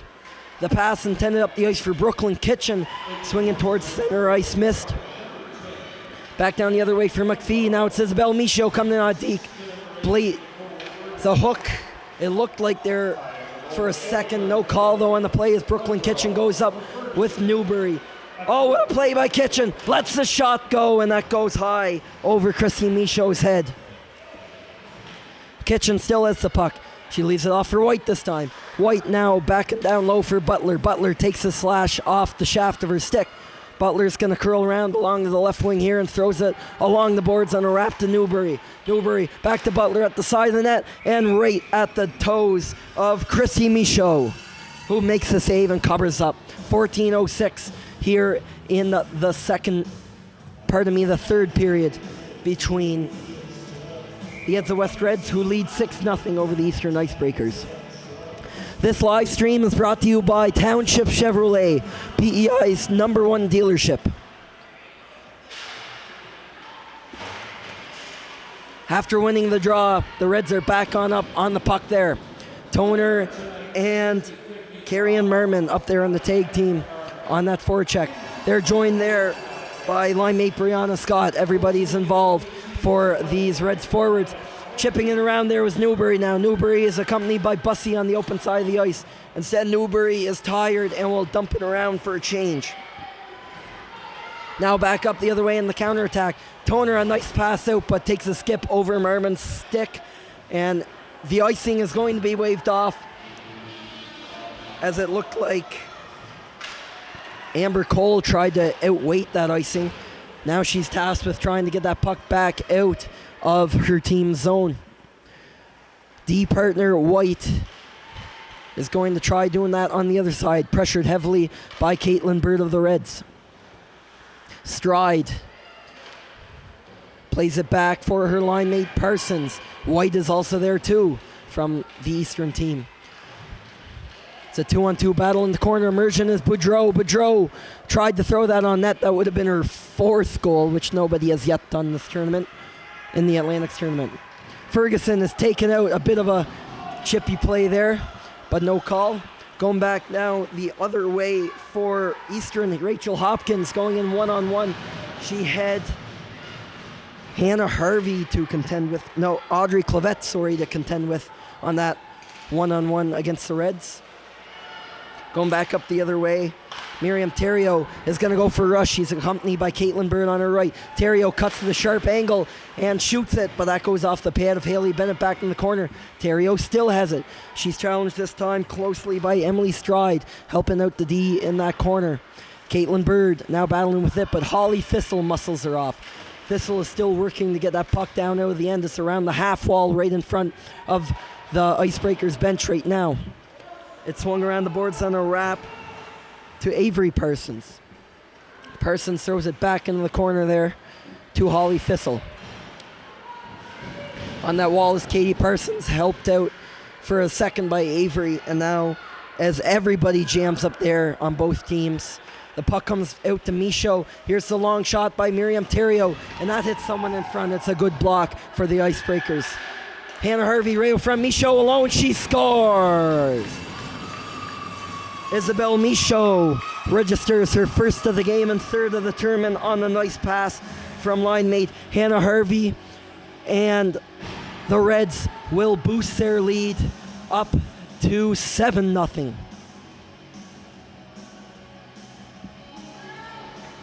So yeah, although Boudreau has that hat trick, here comes Michaud again, and she has another. Before anybody can even say anything, including myself, a carbon copy of the goal she scored against the Western Wind yesterday, the one that was the winner and not the 8-0 goal. But nonetheless, she is now up to 4 goals in the tournament. And as I was saying before that goal so rudely interrupted me, just kidding, it was a nice goal. Despite the Boudreau hat trick and 2 goals from both Harvey and Michaud, it's been a balanced attack from this team. And will Michaud score again? It's dished off for Harvey. Harvey is so close to beating Bennett again. Bounced out to Lawrence, who, as I was saying, has one of those goals, and also with the goal today. Actually, that might round out everybody. Lots of assists by everyone, too. Christy Michaud again picked up that assist as the goalie, as Harvey's shot was off a stick and over the net. Now, since it's a 7+ goal spread here in the middle of the third period, The clock, as you might have noticed, still running after that most recent Isabel Michaud goal, means that there will be run time unless the gap tightens between the teams to less than 7 goals. So if Eastern is able to score 2 goals here and move this to 8-2 or a 9-3 game or something like that, where it's 6 goals or less of a deficit, then we'll go back to stop time. But for now, the clock will just run out as 9:48 remains on the clock here in the third period. Edsa West Reds now up 8-0.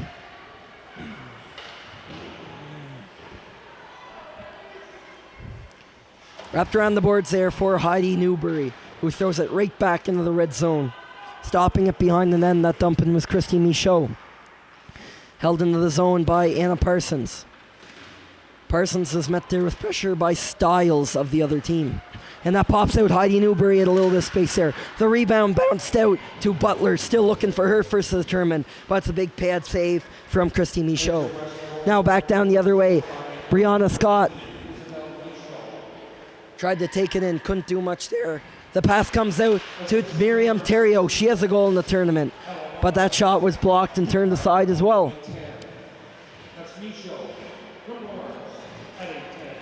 A couple of players fall down the corner there. One of them was Holly Thistle.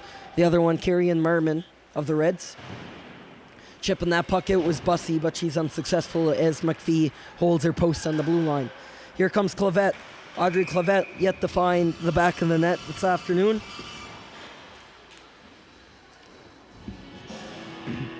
With those 2 goals, Isabel Michaud is now up to 9 goals in this Edsa West Reds playoff run, including the 3 games here at the Atlantic Championships. So 7 total games. She is up to 9 goals in that span. The Icebreakers will start it out the other way. Emily Stride chucking it down into the zone. Met the other way with a Louise McPhee clear. She hits Bird up to Clavette. Clavette will come in on a partial 2-on-1. Heads up the pass for Boudreau. That would have been her 4th, but it looked like a poke check at the last second from Haley Bennett in the Eastern net. That kept that one from becoming the 9-0 goal for the Reds. Digging away at it now behind that net, Deneen Walsh. Walsh struggling to clear that puck. It's Clara Fillier, her D partner, is successfully able to do that as the both of them go off for a change. Miriam Terrio, a couple of laps back in their own end. Hits Caitlin Bird in the middle of the ice and squeaks out to Michaud. Michaud has 2 in like the last 5 minutes. Michaud throws it back out front. Right off the bench is Hannah Harvey. She also has a pair. Harvey on the backhand attempt. That goes off a shin pad and bounces right to Haley Ryan. Ryan has played well all tournament but is unable to score yet. Maybe she will here. No, she will not. It is Christy Michaud coming up with the save. And Haley Ryan doesn't look too happy with that. She might have got a late shove or a slash from a defender from the Red side. But nothing coming from that other than a face-off to Christy Michaud's right on the Reds' end of the ice. Taking that face-off now, Ella Lawrence and Haley Ryan. Ryan won it, but jumping in on that draw was Hannah Harvey for the Reds. She's up the ice with Michaud. She'll throw it in on the dump-in behind White, and Harvey is first to the puck. Immediately pinned up by White. Michaud will help out. Haley Ryan is back there too. Harvey will fight her way out, had a stick in her hands, but nothing too dangerous there or illegal. Styles throws it back toward the net, but Mr. Merck, Fleet, and Cole all battling along the boards for it, right in front of their own bench, the Eastern bench. Abby Toner and Brooklyn Kitchen. The battle is won by Kitchen as she slaps the stick and the puck at the same time down toward the Reds' end. With 5:47 left in this period, now 8-0 in run time here for the Reds. Here's the long shot from Ella Lawrence. Toner also joined her on the rush. Toner is then taken down by Holly Thistle. Kitchen helping out her teammate there in Thistle. Now up the ice for Fleet, and Fleet was stripped of the puck at center by Merman. It is then dumped in by Brianna Scott and stripped. Here's Merman now. She shoots and it is covered. by Haley Bennett. Just gets stuck under her pad there to prevent another one from going in.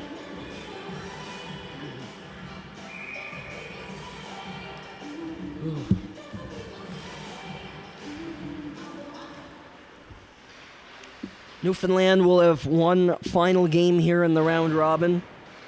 They play the Western Wind, the host team, tomorrow at 12 p.m. local time here, the Saturday afternoon game. At this tournament, as the puck pops through, the shot, and she scores. Brianna Scott. It looked like a couple players went down. I don't think goalie Haley Bennett was affected, but a serious crowd of players there that went down there, and Scott has also scored in every game this tournament with that one. Now a 9-0 game in favor of the Edsa West Reds.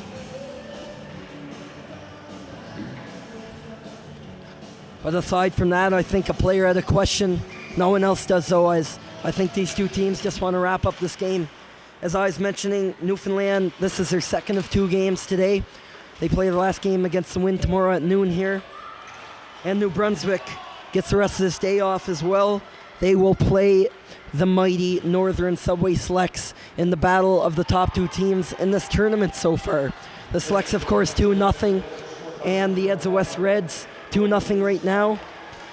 2-0 rather, a win-loss record of 2-0. And are 3 minutes and 38 seconds from improving that record to 3-0. That'll mean they will play here Sunday as Boudreau cuts in again, looking for a fourth as the puck is off a stick and out of play. Just under 3 minutes and 30 seconds to play in this final period. So the New Brunswick representatives will play on Championship Sunday, and it overwhelmingly looks like they'll make that final, so it is very well a potential championship game preview tomorrow morning at 9 a.m. here in Tyne Valley against the Northern Subway Selects of Nova Scotia.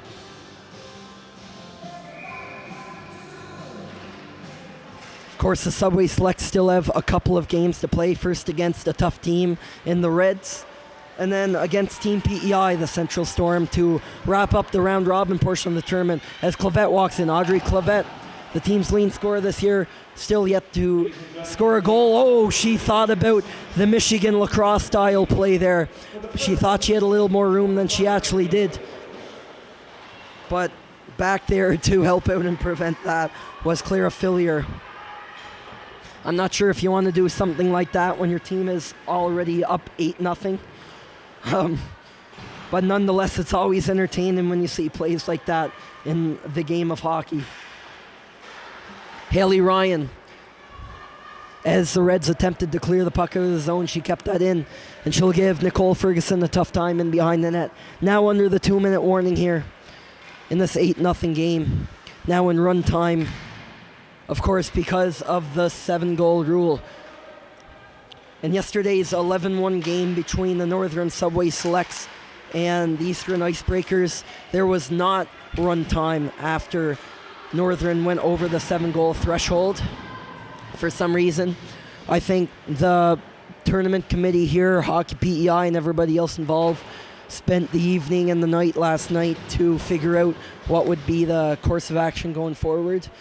And it looks like all the rules in the rule books are figured out there, having to do with that matter. Isabel Michaud walks in front, head Ferguson driving to the net, but nothing there. Abby Fleet, with just over a minute left, leads one more rush up the ice for Eastern.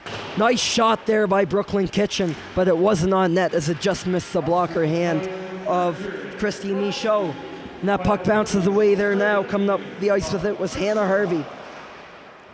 Butler is there giving Harvey and co a hard time. Coming up the ice now is Brianna Scott, has the most recent goal for the Reds. She scored the 8th of the game for this Edsa West Reds team that has been scoring a lot this tournament. He scored 6 in that first game, not as many against Western Wind, only held to a 3-2 margin, but have exploded against Eastern this afternoon with 8 goals. Maddie Boudreau has 3. Hannah Harvey, Isabel Michaud with 2 apiece. as that puck is sent down the ice. That most recent goal there, of course, coming off the stick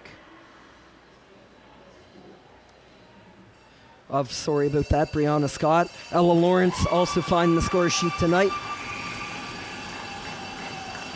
As the clock runs down before the puck is dropped after that icing call, and the Edsa West Reds take this one convincingly against the Eastern Icebreakers 8-0. It's Christy Michaud with the shutout.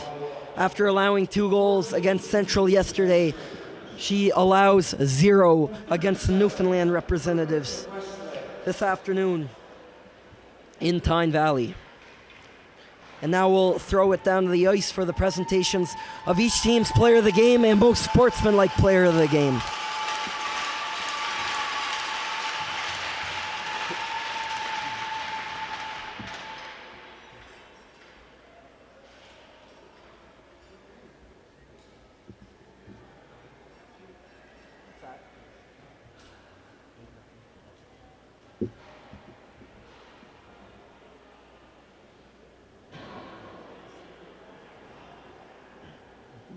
How about a round of applause for these two teams out here tonight?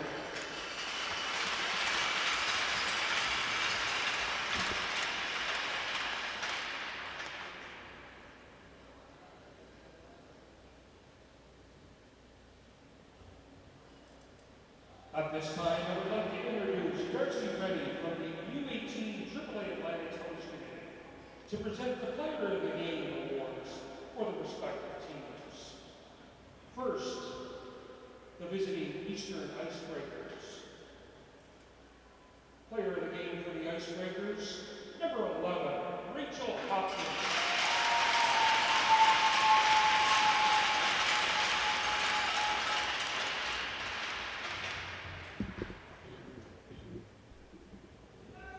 Most sportsmanlike player for the Icebreakers goes to number 2, Maggie Bussey.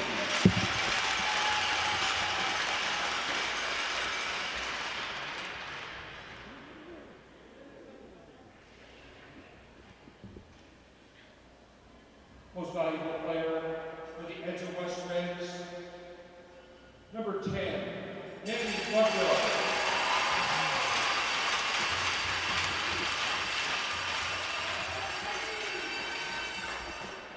And the most sportsmanlike player goes to number 5, Hannah Harvey. Not many surprises there for the Edsa West Reds and their players of the game and most sportsmanlike players of the game. Boudreau, of course, with that hat trick, some really nice goals there tonight. Boudreau in many different ways, from the long shots to the chippiness and dirtiness in front of the net. And it was a lot of the same for Harvey, who used that big shot, but also getting involved in close. On the other end, Rachel Hopkins and Maggie Bussey take their respective awards for the Eastern Icebreakers. Eastern still technically has a chance to get into the bronze medal. With that loss today, they won't be able to catch anybody in the gold medal, but could still squeeze in depending on the Western Winds result both tonight and tomorrow when they actually play each other. So that will be a big game tomorrow afternoon at 12 p.m. for who might make it into the bronze. Of course, the Wind has a shot at getting into the final as well. It's a much tougher road. Same with the Central Storm, as the Northern Subway Selects are also up there, but haven't quite clinched yet. But with the Reds' win today, they are into the final with 9 points in the standings. Technically, the Storm could still catch them and tie them in points, but the Reds, with that win against the Storm yesterday, they will hold the tiebreaker. The Reds are back on the ice again tomorrow against those Northern Subway Selects. As mentioned, the Wind play the Icebreakers in tomorrow afternoon's game, which could be the last game of the tournament for one of those teams. And then to close out the action tomorrow is the Central Storm against the Subway Selects at 3 p.m. But we're not done here yet today. That was only game 3 of 4. The fourth and final game will be the Battle of Prince Edward Island, as the Central Storm, the PEI representatives, and provincial runner-ups play the provincial champs, the host Western Wind, for the 25th time this season, and this time with some pretty big implications on the line, whether it's somewhat of a guarantee in a sense in at least the bronze medal game tomorrow, or a shot at playing the Edsa West Reds for gold and possibly leapfrogging the Northern Subway Selects if that can be done. But there's still lots of hockey to be played here in the round robin. Make sure to tune in with us again here in an hour's time for Puck Drop in that one. Thanks for tuning in with us this afternoon here in Tyne Valley for this game between the Reds and the Icebreakers. I'm Luke Diamond. See you again soon.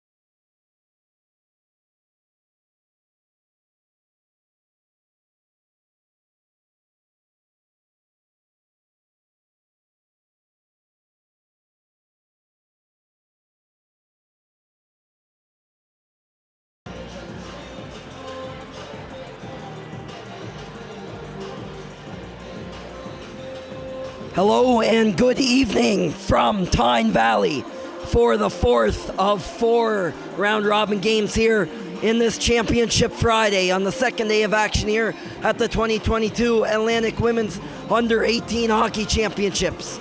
This one is the Battle of PEI. This is one between the Prince Edward Island representatives and the provincial runners-up, the Central Storm, and the provincial champions and the host this weekend here at the Cavendish Farms Community Centre, the Western Wind. The Wind and the Storm are meeting for the 25th time this season. The Wind has won 14 of those, including the clean sweep in the provincial final, winning that series 3-0. But today, Central Storm has had the laugh. They won their first game of the tournament this afternoon, or rather this morning. They beat the Eastern Icebreakers from Newfoundland by a score of 6-2. Western played the Northern Subway Selects right after that this afternoon, and they dropped that one 9-1 against a really powerful offense. So the Wind, the host team, is still looking for their first win of the tournament, and they'll do that against a team they're familiar with beating. For the Wind, it doesn't look like their chances at reaching the gold medal on Sunday are great. Even if they win their last 2 games, they'd only be tied with the Northern Subway Selects with 6 points, who they already lost to, thus giving Northern the tiebreaker. And the Edsa West Reds are 3-0 with 9 points, so the Wind can't catch them at all in 2 games played. If the Storm win out, if they win tonight and then tomorrow against the Subway Selects, then they would be in. But against a tough team like Northern, that would be a challenge. Doesn't mean it's impossible, but it's also a tall hill to climb for Central as we turn our attention to the ice for the PA and the singing of the national anthem here in Tyne Valley. Ladies and gentlemen, boys and girls, and hockey fans of all ages, good evening and welcome to Cavendish Farms Community Event Center for game number 7 of the 2022 Female U18 AAA Atlantic Hockey Championships.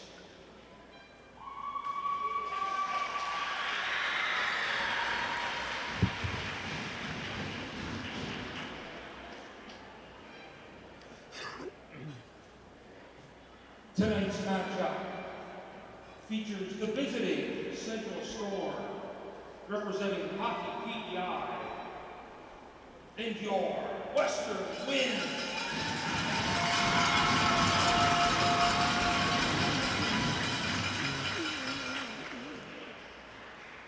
As a partner in fair play, Hockey Canada is attempting to remove all verbal and physical abuse from sporting activities. Therefore, profanity directed at any player, official, or fan will not be tolerated and will result in your immediate ejection from the game. We thank you for your cooperation. Cavendish Farms Community Event Center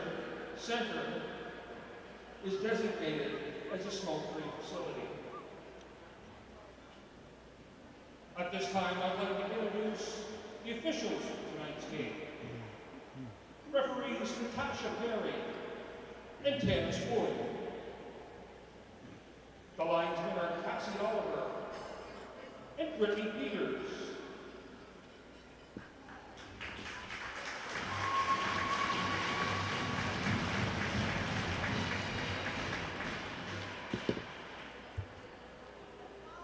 I ask you to please rise if you're able to.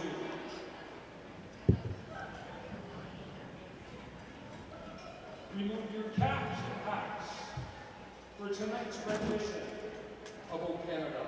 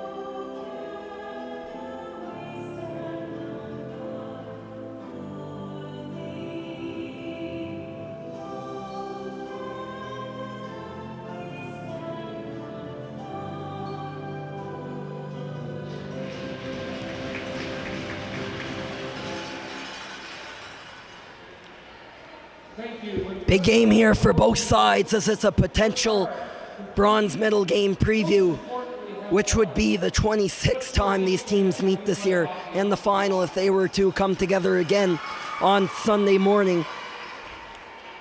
Although the chances are slim that these teams, if any of these teams make the gold medal game, they would meet. But it's possible they do meet again. But for now, they got tonight to worry about. So let's meet our starting goaltenders. To your left in net, starting for the Wind, is Soraya Richard. She played last night against the Reds and was stellar, stopping 19 shots on 22 attempts, 3 of those going in. Not enough to hold the Reds back from a win. And then the other net is Janae Spence. Spence is very familiar with this Wind team, played games 2 and 3 of the Island Final, only allowed 2 goals in each of those games. Not enough to win the games for her team, but enough to earn this team's respect. She also gave up 6 goals in this team's tournament debut against the Edsa West Reds. So these goalies are back on the ice after yesterday's losses, each looking for their first wins of the tournament. As the puck comes in to the Western Wind end, it's Maggie Mullins coming in with the shot. Livy Lawler, the captain for this Central Storm team, right with her. Battling her over in the corner, it's Bridget Linkletter, contending with Lawler for puck possession in front of the Western Wind bench. Lawler still in there now. Joining that scrum is Annie Pierre-Morency as this top line is out for the Western Wind. Chloe Glant was waiting right there with everybody. And the call-up, Gracie Goody, of course, rounding out that top line. Goody hasn't played with this Western Wind team a ton this year. Only 4 regular season and playoff games, excluding this weekend. But she's scored 4 goals in that span. Still looking for her first of this tournament. The Wind have only scored 3 times, although scoring 77 times this season in the regular season playoffs and island play against this Central Storm team. They've only struck 3 times in 2 games in this tournament against some tough opponents from ESDA West and Northern. Chloe Glant, of course, with one of those goals. Annie Pierre-Morency with the other. And Isabel Richards with one as well. Glant and Richards scored in last night's game against ESDA West. And this morning against Northern, that was only the 5th game this year in which Glant hasn't put one in the back of the net. And she's never gotten 2 straight this season without scoring. So she'll be one to watch for this team. On the other end for the offense, the one on fire to watch for Central is Emily Gardner. She had 4 goals in 2 games. She's coming off a hat trick this morning against the Eastern Icebreakers. As the Wind gets some opportunities in deep, Ella Collins was dumped there by a player. Here's the long shot by McGuigan from the point, and that is off a skate and off to the side. Bailey Jones picks up that puck in behind the net on the line there with Molly Kate McGuinness for the Western Wind. 17:33 in this first period here as we're just getting going in this battle of PEI. Jones dumps a player into the back of the net as Callie McDonald was knocked down. It's going to be a cross-checking call against the alternate captain and Tyne Valley native Jones. Of course, there's 5 Tyne Valley players on this team, along with Captain Glant, Avery Noy, Ella McCollins, and Amelia Drosh. But Jones will send this team to the penalty kill to start out as Central gets the first power play opportunity of the evening. The last time these 2 teams were here was about a week ago when Western beat Central in Game 3 of that Island Final with a 2-1 victory. Central will look to flip the narrative tonight and get their 5th win in 24 games against this Western Wind team. In addition, they've tied 6 times this season.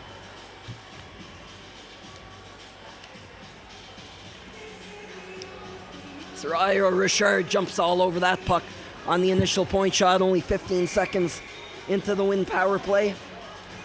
Wind penalty kill, Storm power play. One back by the Storm, Livy Lawler.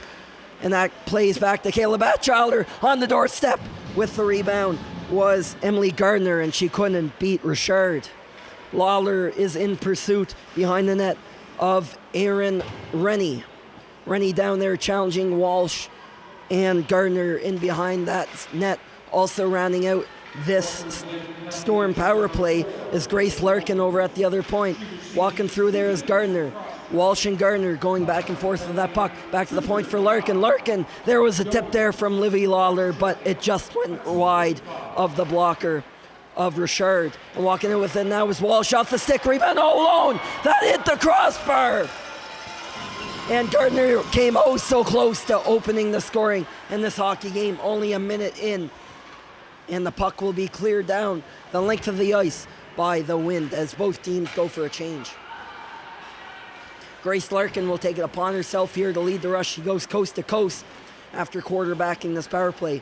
Back to Kayla Batchelder. Walks in toward the point, toward the middle of the ice. And that shot goes wide. Avery Noy will then get enough of a stick on it to force the puck down the ice toward the Central Storm zone. That's backhanded on up over to Chapman. Chapman cuts to the slot. The shot is high and wide. Richard doesn't have to do anything there. And now it's back up. It's a shorthanded opportunity. It is Greenan. Greenan is accompanied by Molly Kate McGinnis on the other side. But the back checkers from Central come up just in time, namely Hillary Quilty, who came all the way back there as the defender. Now she'll park herself in front of the net.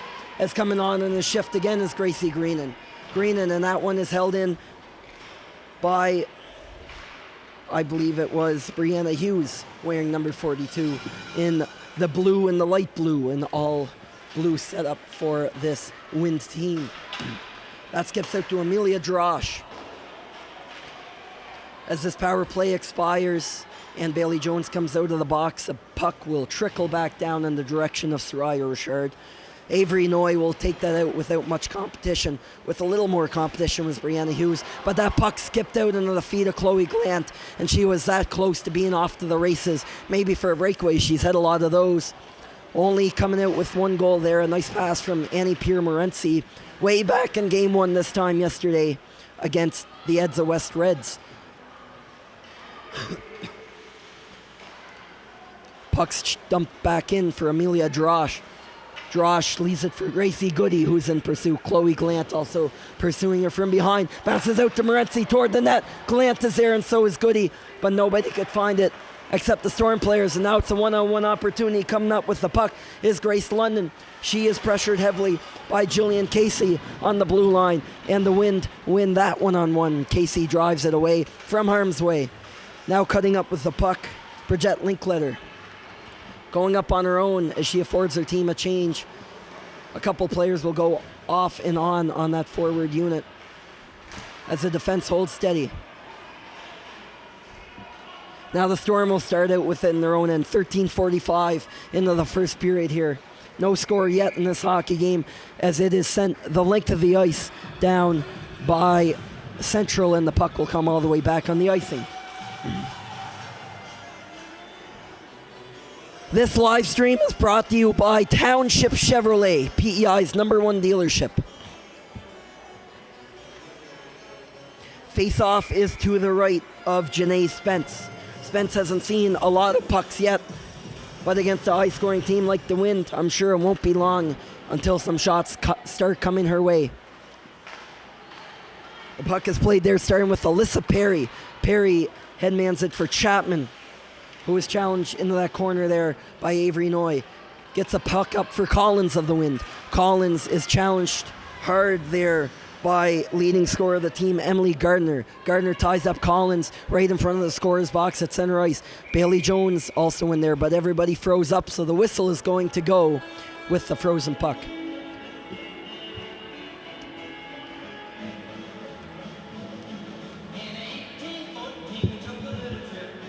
The face-off will come back toward the Wind zone as they head in their possession right in front of the western bench. Tied up there just for a second.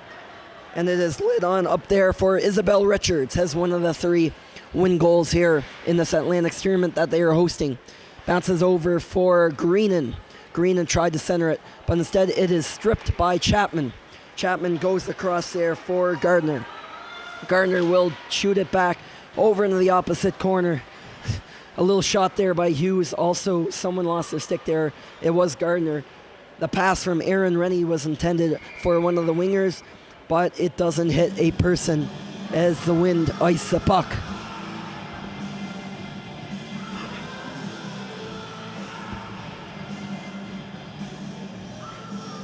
This is both teams' third game of the tournament.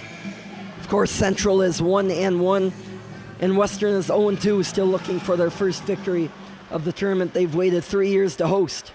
The puck's going to come behind the net there.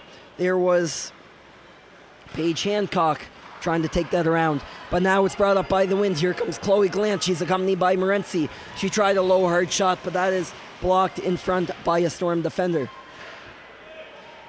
Deflected on over. Now up the left wing. Here comes in a race Hambley, Georgia Hambley. Heading up there, up along the boards. Puck skipping on back outside of the zone where Quilty was waiting for it. And the backhand came in. Annie Pierre Morency getting that puck out of harm's way as Livy Lawler was right there with her. Lawler, of course, can fill that net. The leading scorer for Central Storm up until this tournament. 14 points in 20 regular season and playoff games in Island competition against the Wind. Has scored 9 goals this year, 10 if you include the one in the first game in that 6-2 loss to Edsa West. Good stick there by Hughes in pursuit of that. And it's shot in back by Collins. Looking to get that forecheck going, the dump and chase. Bailey Jones is right in there on someone. Collins involved in that play as well. Also joining them is Molly Kate McGinnis, all in pursuit of a few win chances. They could use some. Central has had most of them so far. Of course, Central has had the game's only power play, but nobody has scored yet. Almost 9 minutes into the game, near in the midway point of this first period between the Central Storm and the Western Wind. Gordon bringing in that down low for the Storm. Gordon was contested there heavily. Cassie Gordon by a couple of Wind players, among them Greenan. Now swinging around, oh, what a move by Chapman. Sends one player flying on the bit of the crossover, as you'd call that in basketball.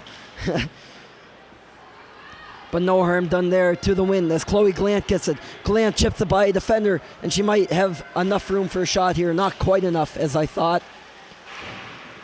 Coming in there on the pinch where was Casey.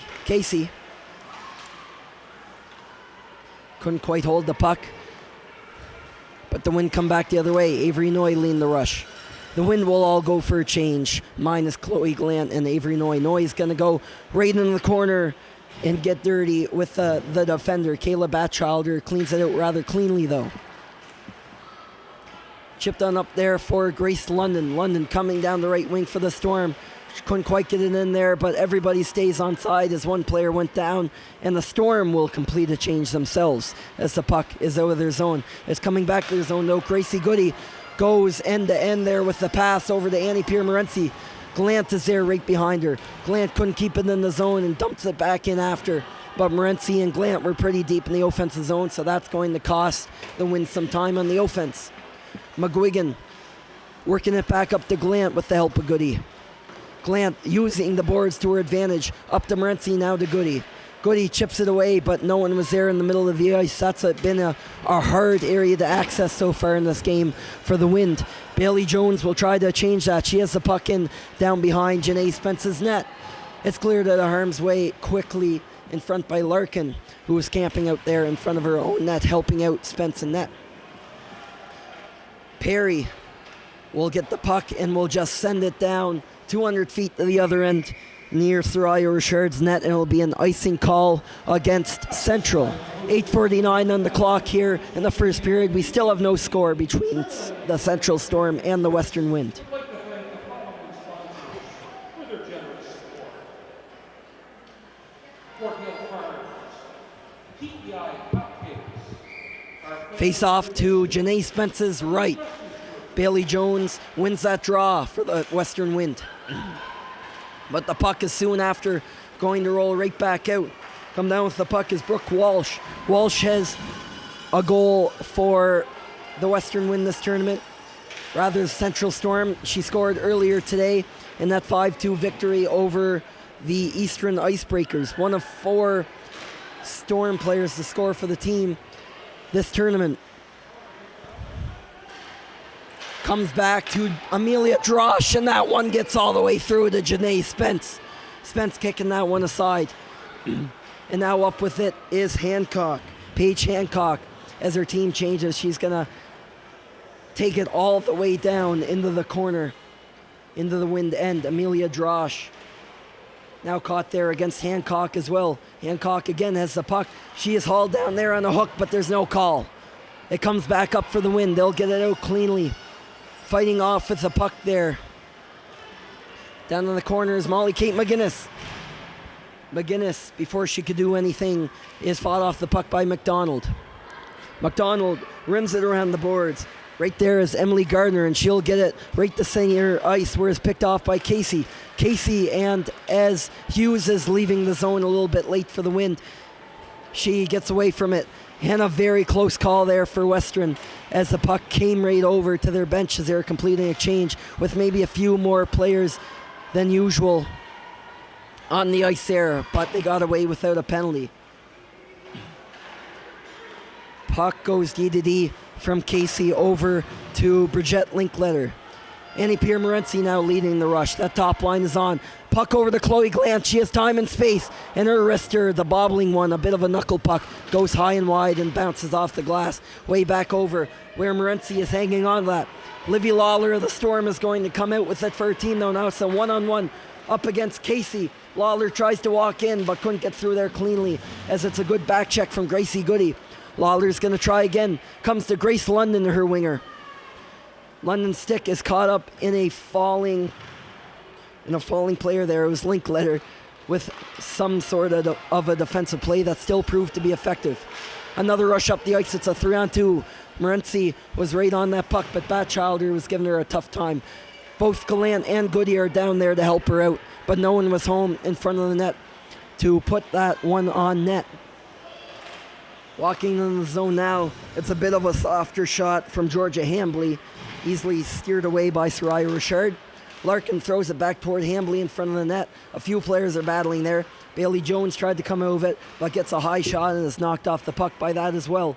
Collins now working to get that out, and it was kept in the zone for a second, but not for long. Molly Kate McGinnis had a brief rush the other way, but now the Storm have a counterattack. Here comes Maggie Mullins. Mullins squares up for the shot, and that was a tricky wrister from distance, but Soraya Richard had to have a sharp blocker save there to keep that one out of the net, as that looked like that was going for the top corner.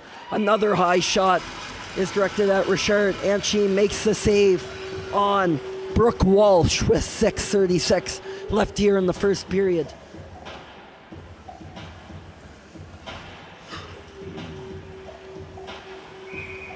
Both of these teams, like neither of them, have won the Atlantics in quite a while, at least in the past 5 years.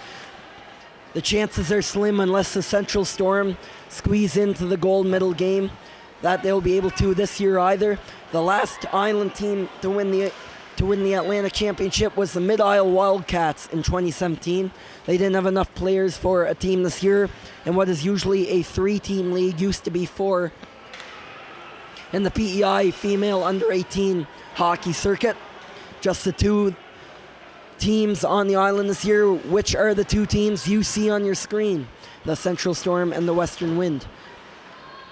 Chloe Glant steals the puck at the blue line, wrists it toward the net, more of a pass maybe, but either way it is stripped, and doing the same there was Gracie Goody, giving the defender a hard time there. That was Hillary Quilty in the blue helmet on the Storm blue line. Now cutting in for the Storm was Renee Chapman. Chapman still maintaining that puck possession. Over to Callie McDonald, coming off the bench. There's the low shot, and ready for that was Richard in net. Fighting down low there now, Emily Gardner. 4 goals this tournament, 3 last game. Has scored half of this team's goals in the tournament, scoring 8 total, including 6 this morning. McDonald leaned the rush back in. She cuts to the middle. Couldn't do much there, as she is knocked down by Amelia Drosh. Drosh's teammate from the Wind is going to dump that down the ice a little too harshly, but this team needed a change, as it's an icing call against the Western Wind.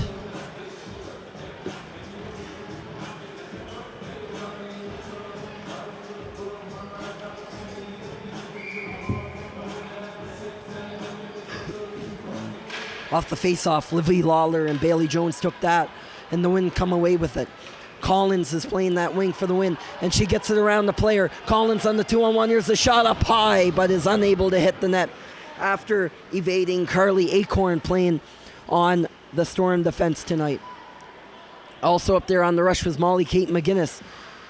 Bailey Jones playing that F3 position on that Wind forecheck.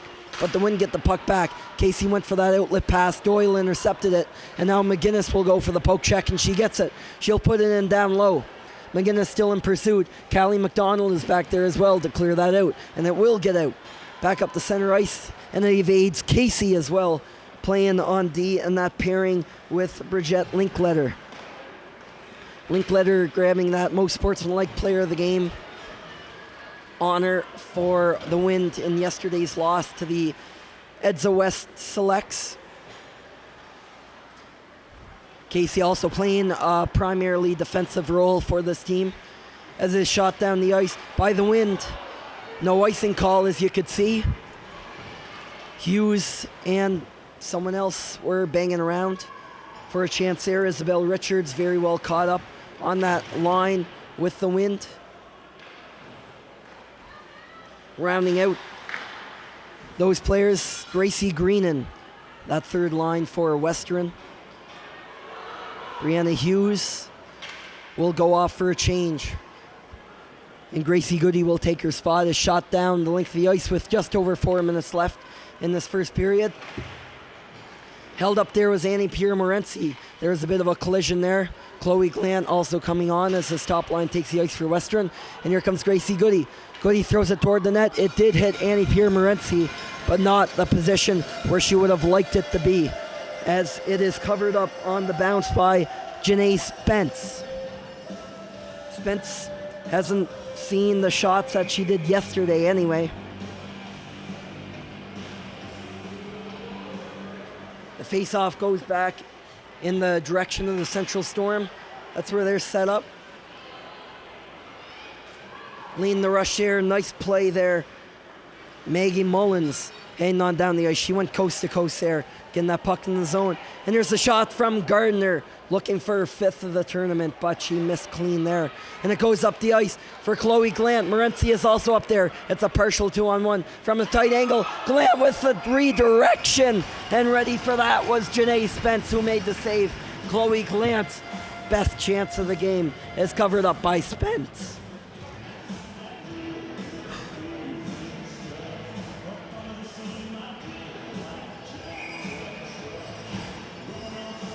Livy Lawler and Bailey Jones line up with 3:19 left in the period.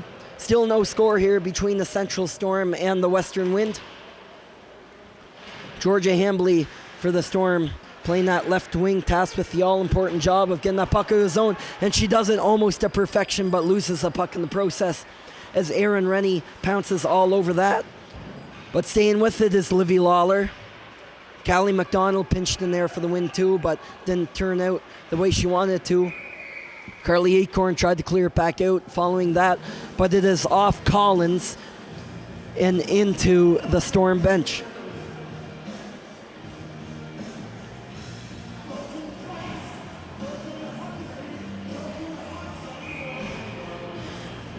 Before the emergence of Emily Gardner onto the scene for the Central Storm, the only scorers in the playoffs for this Central team were Georgia Hambley and Brooke Walsh.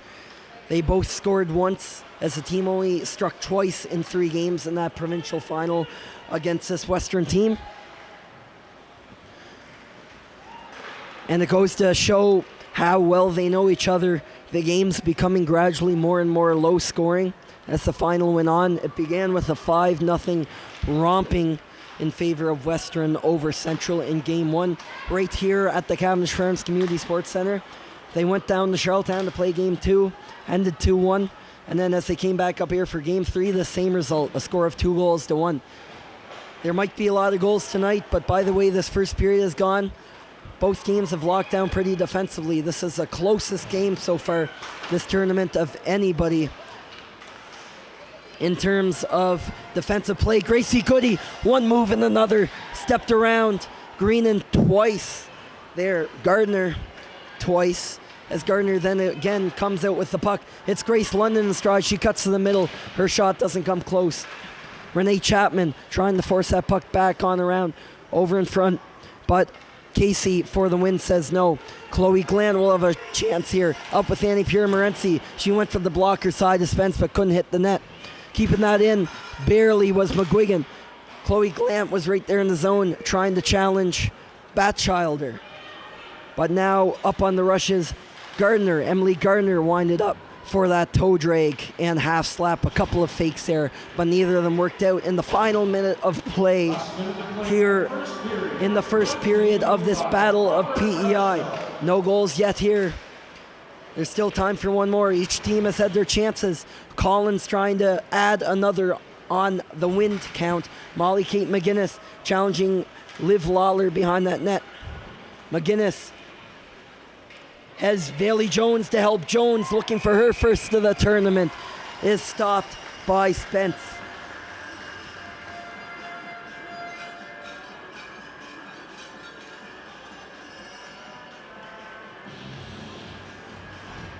Jones has 3 goals this tournament. Or not 3 goals this tournament in the season, none yet this tournament. And no assists this season, only 3 points. Has played all 23 games though, so has been a durable blue-collar style player for this team. As on the partial breakaway, here comes Hambly, but coming back with her there on the play was Amelia Drosh, and she's going to take a penalty on that for the hold, as both players got caught up in each other. And going to their second power play of the game will be the Central Storm. The call comes with just 17 seconds left in this first period.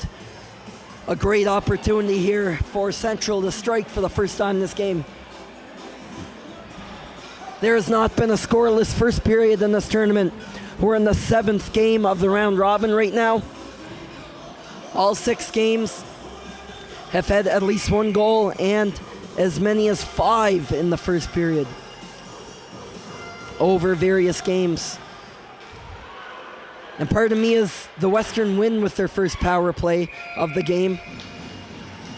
It initially looked like Amelia Drosh was heading off for that call, but instead it was the one who had the breakaway, Georgia Hambly, who held Drosh's stick by the looks of things as a holding the stick call. Face-off one again there by the wind. Only 7 seconds left, but Renee Chapman is going to go for a rush down that way anyway. Right with her is Brooke Walsh. Walsh doesn't have much time to get a shot off, and she will not, as the buzzer sounds here in Tyne Valley. And yet another full house for one of the most anticipated games of this tournament between the two island teams.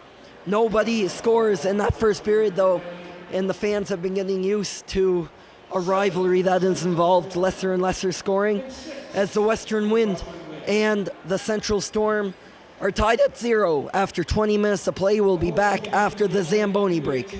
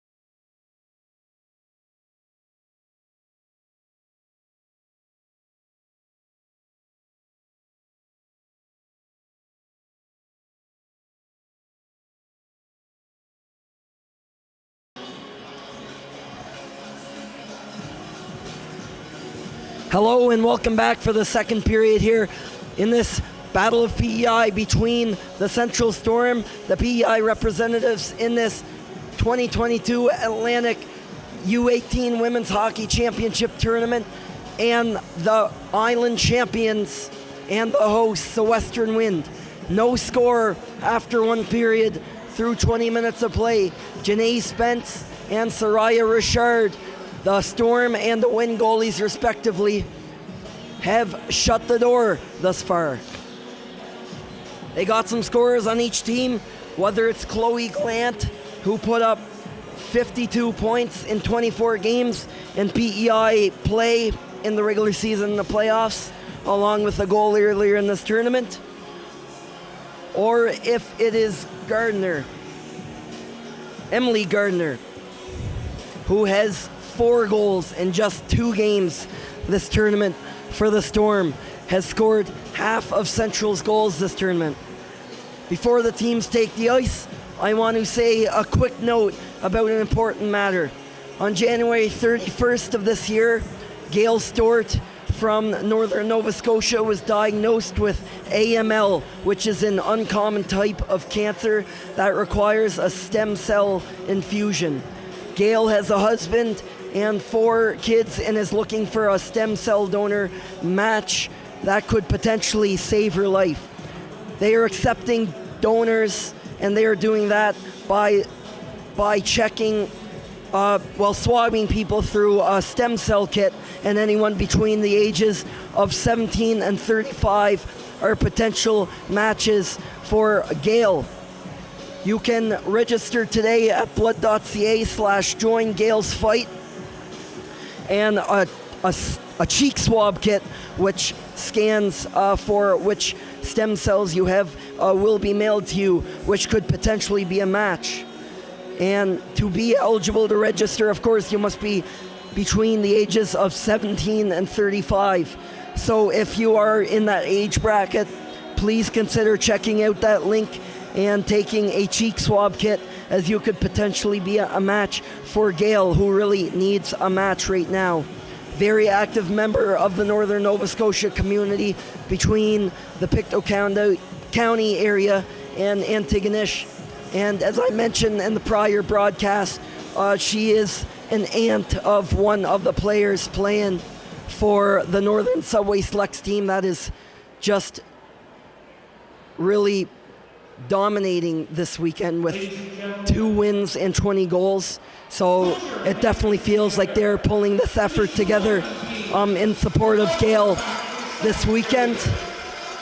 And of course, around that community in northern Nova Scotia, especially at St. FX with their sport teams, I saw online everybody was doing a stem cell swab in their cheek in their support, hopefully for a match for Gail. So please consider checking out blood.ca/join Gail's fight to have a kit sent to you.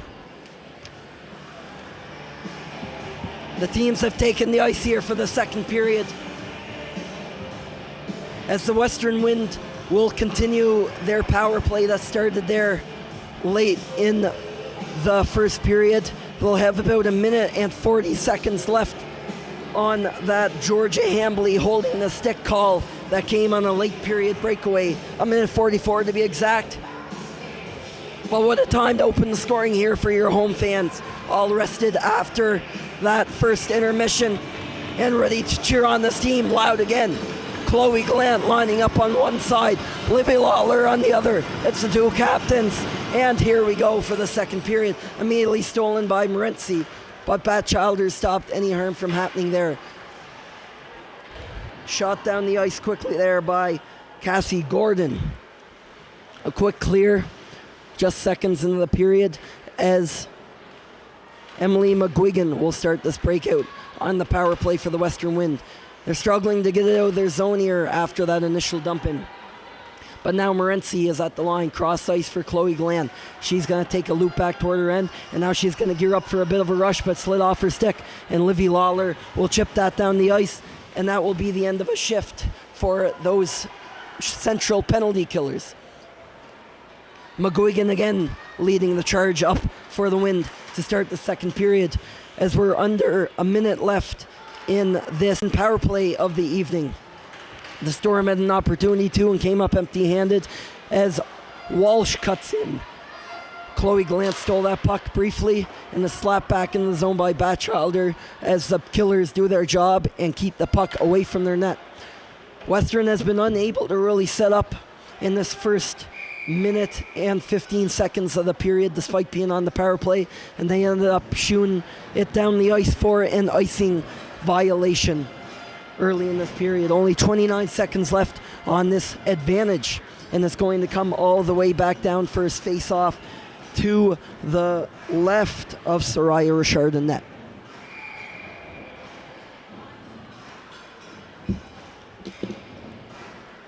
There's the face-off again. Bailey Jones, yet another win on the draw this evening.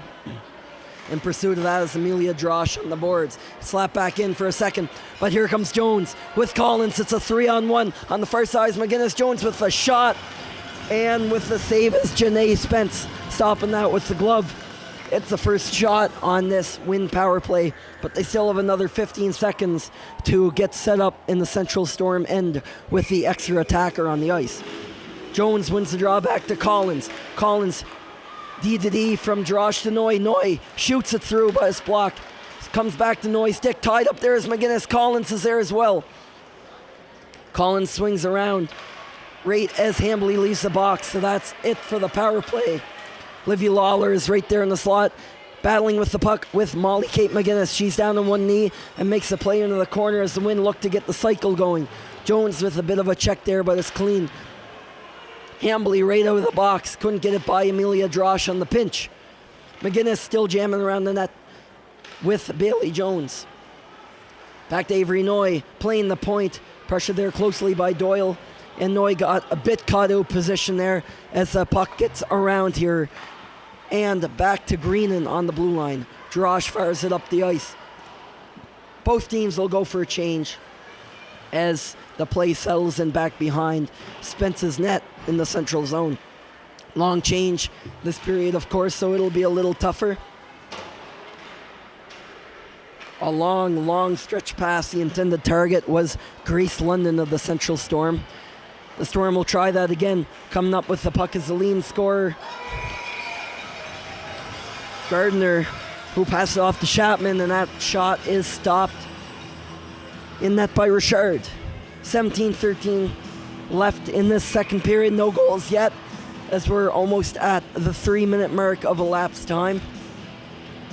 Big face-off win there by Gracie Greenan for the Wind. They're able to get it just enough out of the zone, and gearing up for the shot there was Emily Gardner, but she was the one that was offside.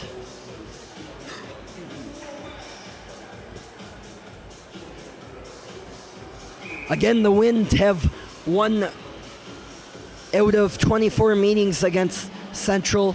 They've won 14 of those games. Central has won 4, and the other 6 games have resulted in ties. The Wind have taken the last 4 between these teams, and 7 of the last 8, that 8th one being a tie. Central hasn't beat the Wind since March 23rd, which was a 2-1 result. So the key here for Central is to keep the puck out of their net. So far, Janae Spence has been great at doing that. But who will be the one to get the scoring started for Central if they're to follow through on their game plan? Offensive zone draw for the top line for Western now. Chloe Glant wins that draw back to Avery Noy at the point. DDD paired up with McGuigan on the shift. Emily McGuigan goes ahead and on the ensuing play pressures Cassie Gordon. Gordon goes right with her into the corner beyond the net, but McGuigan slams that off the boards where Morency is waiting on the left wing. Morency gave it back to Noy on defense. She shoots it hard enough to get out. And his pressure there by Gracie Goody was Carly Acorn on that central blue line. Right behind her was Glant. That would have been a dangerous strip. And it's a shot up high on McGuigan by a really feisty Brooke Walsh. And she is going to get the penalty for that. It's a roughing call against the Central Storm forward. And the Wind, once again, are going back to the power play early in the second period.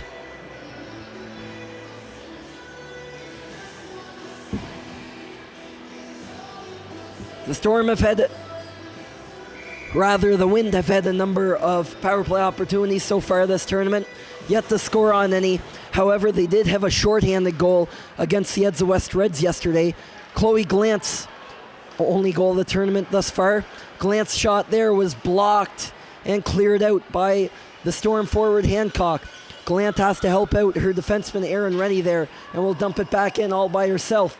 Morency and Glant give chase in behind the net to Larkin in the white and orange jersey. That is the Central Storm. Stealing that now is Livy Lawler.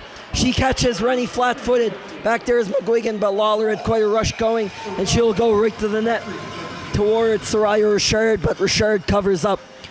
1 minute and 25 seconds remaining on this second Western Wind power play of the night, with Brooke Walsh waiting to get out of the penalty box on the Central side. Line up on this draw, we have Renee Chapman and Bailey Jones. One by Chapman briefly. She has the puck again, fanned on the shot, cuts to the high slot. She makes a step around. Here's the shot down low. Rebound, scores! Renee Chapman strikes shorthanded after a few cracks, and she has her first of the tournament. It's 1-0 Central.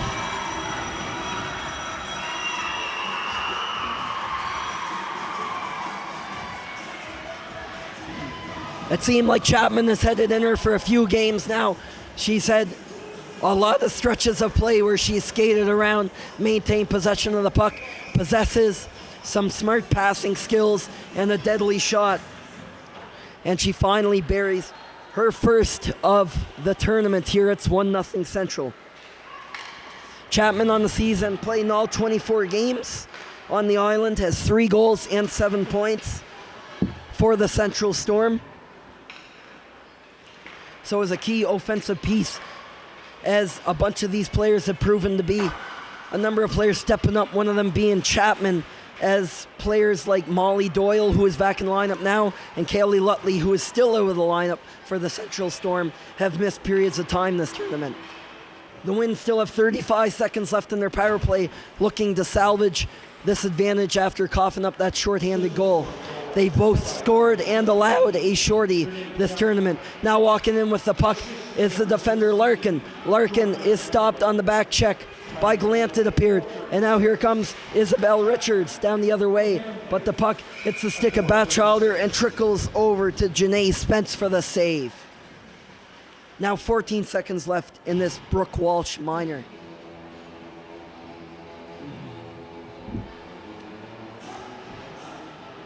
Isabel Richards, Gracie Greenan, and Brianna Hughes lined up as the forwards to end off this Wind power play, possibly with a goal. They'll try here again. Here's Erin Rennie on the blue line. Her shot is off the side of the net, and it lands right on the top of the goal cage. And that will mean the face-off could go outside here, as it was last off Erin Rennie's stick.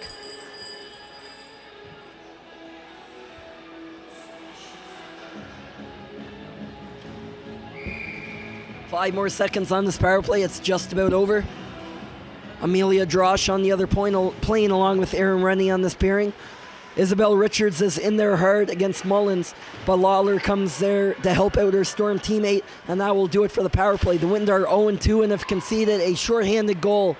It is getting on the board first tonight. Renee Chapman on the backhand, up and over the glove of Soraya Richard. It's 1-0 Central Storm here at the 13:50 mark of this second period in the Battle of PEI in this Atlantic Championship. Lawler almost had a rush there, but Amelia Drosh was just half a step quicker to the puck. Drosh is taken right to the boards by Lawler. Lawler has the help of Emily Gardner, looking to score for her 3rd consecutive game and possibly her 5th of the tournament. Right now she sits at 4, leading the team in goal scoring. Amelia Drosh fires that pass across, finding Gracie Goody. Gracie Goody cutting in. She's going to go in one-on-one. There's the shot on the backhand, but cannot hit the net with that. Chloe Glenn is there to help her out. The backhand pass. Morency rebound, scores! Gracie Goody has her 5th goal in a Western Wind uniform, and this one's a biggie. We are tied up at 1 here in the second period.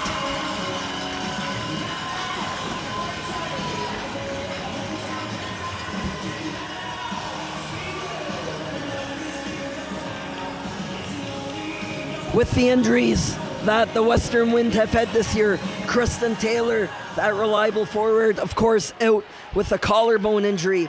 Gracie Goody has really stepped into the spotlight with this Wind team. She had 4 goals in 4 games with them prior to this Atlantic tournament, and now she has registered her first of the Atlantic Championships here, and this one is big, as mentioned, to tie the game at 1, only minutes after Central's Renee Chapman opened the scoring. That one coming on the rebound with the assist coming from Annie Pierre-Morency and Chloe Glant.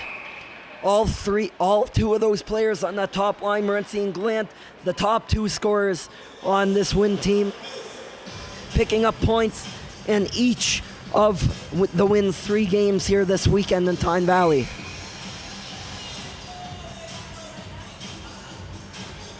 This live stream is brought to you by Township Chevrolet, PEI's #1 dealership.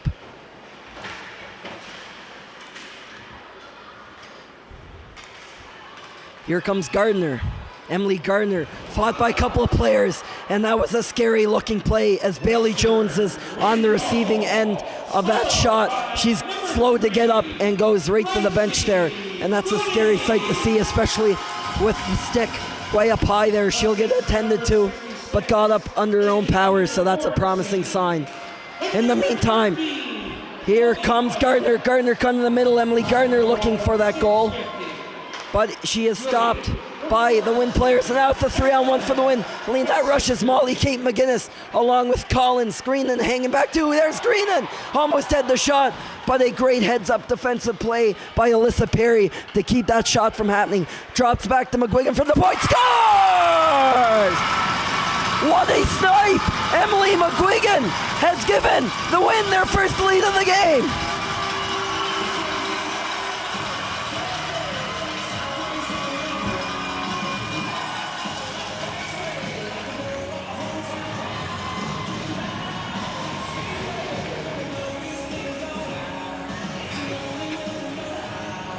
Barely a minute apart, the Western Wind score their first 2 goals of the game. First, off the stick of Gracie Goody, and now Emily McGuigan with a laser from the top circle goes bar down on Janae Spence. And the building is bumping here in Tyne Valley as Western is up 2-1. Barely over a minute apart were those goals. Central looking for a quick response here. All 3 of this game's goals coming within minutes of each other. Only 4 minutes ago, it was still a 0-0 game. On that second Wind power play that Central scored shorthanded on. And there's a collision in the middle of the ice. Here's Lawler, and it's an alert pad save by Richard. Lawler still fighting with it. There's a penalty coming to the Wind. Mullins with the wrist shot on net, goes to Hancock, going for the wraparound attempt. Alone in front is Lawler, going for the spinorama shot. And as it's touched up by Gallant, the penalty is assigned as a kneeing penalty on somebody. We're just about to find out who, but nonetheless, it is the goal scorer, Emily McGuigan, going off her first of the tournament, and also her first penalty of the tournament as the Central Storm return to the power play. McGuigan, that is her second goal of the season. In 21 games in Island play, she scored 6 points with 5 assists as well. Not a very chippy player either. And there's a chance by Chloe Glant. That one, what an opportunity. She's dangerous shorthanded, as we've seen. Has 1 shorthanded goal this tournament. That one coming in the first game against the Edsa West Reds. Actually, I was wrong about McGuigan. She's been in the box quite a bit. 24 penalty minutes. Second on the team after Bailey Jones. In Island exclusive play, not including any stats in this Atlantic tournament, of course. Chloe Glant has no issue running that around the boards, but it's not hard enough as it's kept in by Callie McDonald on the blue line. Shot from an impossible angle by Brooke Walsh. Skips over the net. Here's Chapman, Renee Chapman, the goal scorer for the Storm today. keeps fighting on the shot there. It's some feisty defending there by Casey. It's in front of the net, in the crease, and right on top of Richard in the net was Emily Gardner, looking for her 5th goal of the tournament. But Richard says no, coming up with a huge save there late in this Storm power play. And that's going to be extended. Erin Rennie has been assigned a penalty for holding. And for 52 seconds or less, the Central Storm will have a 5-on-3 power play with an opportunity to tie this game. Lawler lined up for the draw there against Molly Kate McGuinness. The officials, one of the referees anyway, is over giving an explanation to the coach of the Western Wind, Eric Morency. Also had a quick chat with the scorers bench. Right now, one of the penalties says 2:52. The scorers, of course, still getting used to the brand spanking new clock here at the Cavendish Farms Community Sports Center, which actually opened here in early December with a game between these very two same teams, the Central Storm and the Western Wind. Chloe Glant scoring the first goal in this new barn early in the second period of that game, which ended in a 2-2 tie, one of their 6 ties this year. Situation also being explained out to the coaching staff of the Central Storm, of course, led by head coach Gordy Walsh. Play will now get underway. It is a 52-second 5-on-3 for the Wind, and they go right to the net with the shot. Livy Lawler is there along with Brooke Walsh working it in the corner. Playing the point is Kayla Batchelder on defense. And on the far side is Georgia Hambley. Also on the ice is the scorer, Renee Chapman. Chapman is the puck now. Goes up top for Hambley. The 4-forward setup for the Storm. The puck is put on net. Walsh was right there in front of Richard trying to give her a hard time. Walsh puts on net once more.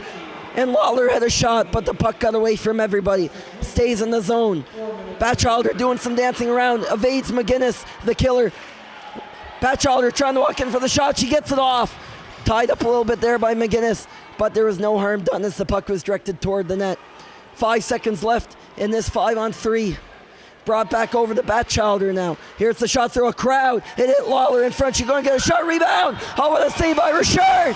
And that is stopped again on Chapman. 2 cracks there for Renee Chapman as the 5-on-3 power play expires.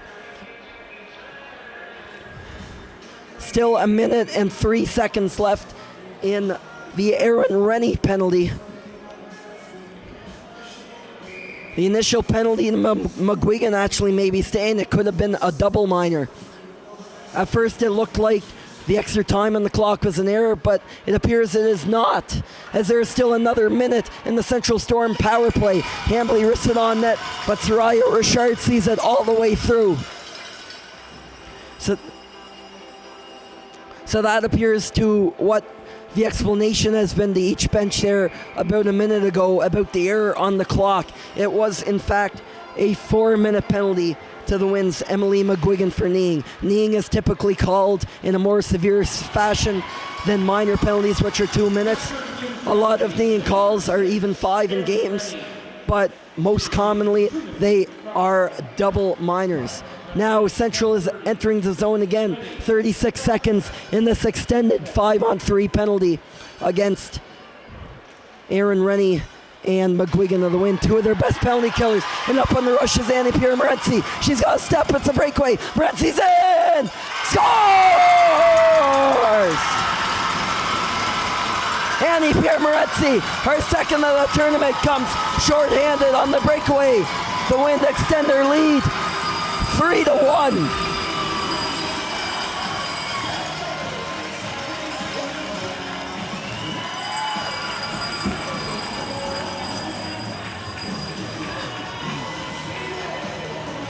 What are the odds here? Annie Pierre Morenzi, the penalty killing wizard, along with Chloe Glant. And here's a quick play. What a rush by Brooke Walsh straight off the draw. And it goes on back up. Chloe Glant was looking to get ahead there as there are 8 seconds until this 5-on-3 expires. But Morency says she doesn't care as she goes up and scores on the breakaway anyway to give the Wind a 3-1 lead. A third unanswered goal for Western here as they kill off that first penalty. The 2-minute minor rather, to Rennie has been killed off. Gracie Goody is down there. Goody has a game's first goal, assisted by Morency, who just scored. Goody, her 5th of the season, all things together, in just 6 games played as an affiliate player call-up late in the season for the Western Wind. Annie Pierre Morency, second on this team in provincial regular season and playoff action. She had 20 points in 24 games, including 11 goals. One of those goals was shorthanded, and she assisted on another. In this tournament, she assisted on a shorthanded goal to Chloe Glant, and now she has her own. That one coming on a 5-on-3 as Emily McGuigan's 4-minute penalty for kneeing finally expires. It's not only a huge kill for the Western Wind, but they add a goal on top of that. With 6:32 to play in the second period, it's 3-1 Western.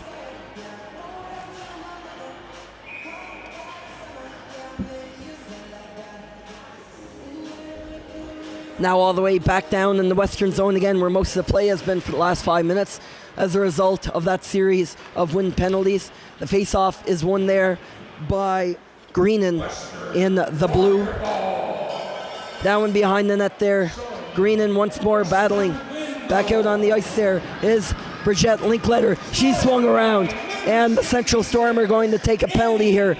Grace London is going to be called for the hook, and after all that huge momentum swing for the host team, the Wind are now heading to the power play.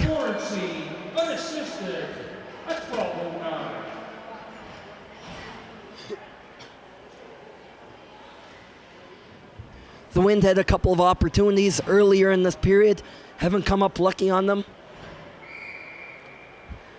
The Storm's shorthanded goal, came shorthanded, is what I was getting at. Renee Chapman with that one.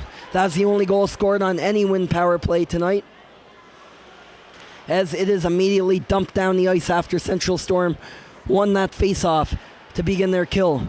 Bailey Jones is back out there on the ice. We haven't seen her in a few minutes after she went down hard in the collision at center ice. Got off under her own power, but she's powering through this one to hopefully get that 4th goal for her team here. McGuigan had the 2nd goal for the Storm today. That's kicked away by Spence as the puck was flung in her direction through a crowd. Nobody really knew where it was. And as Molly Kate McGinnis headed for a second, it was stolen by Livy Lawler and sent down on Soraya Richard at the net 200 feet away.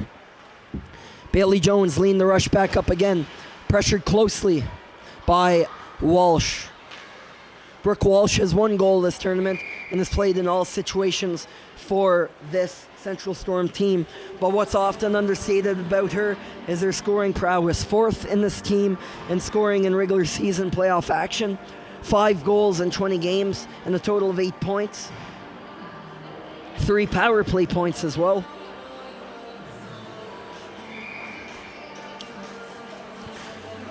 The face-off is going to come all the way back down to the Wind end on their own power play with just over a minute to go on this advantage.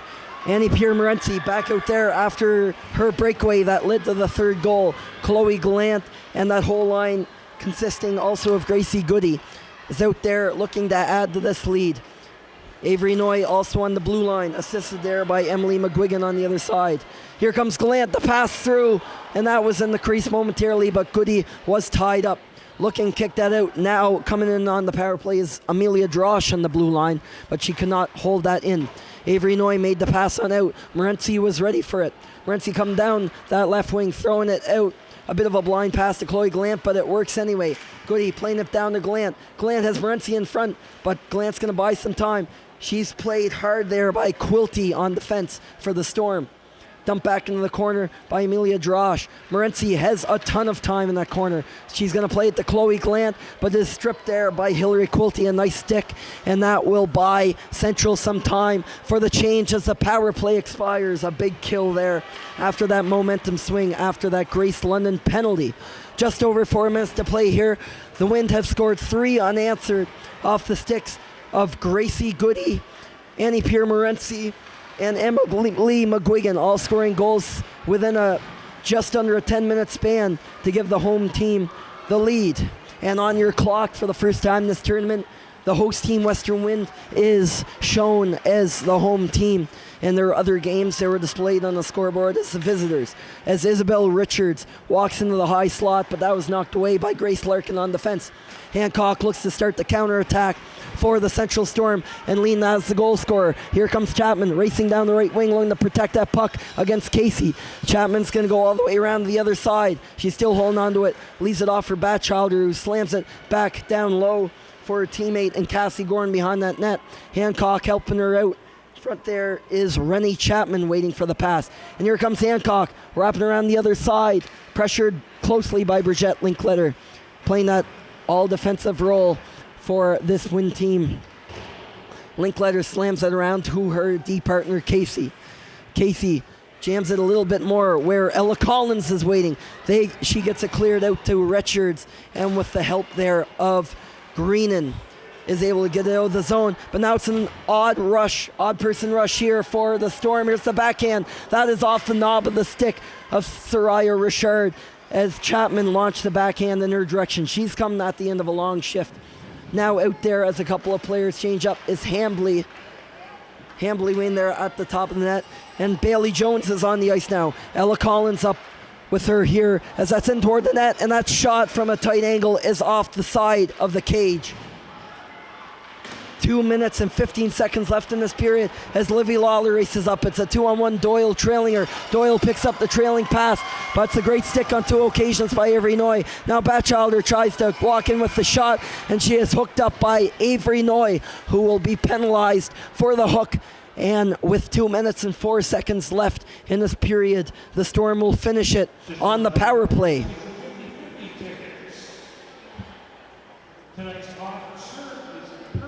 Hasn't been the greatest night to be on the power play. If you're any of these teams, 2 shorthanded goals already tonight. Chapman for the Storm to open the scoring, and then the most recent goal, Annie Pierre Morency for the Wind, and that was a short-lived power play, only 3 seconds long.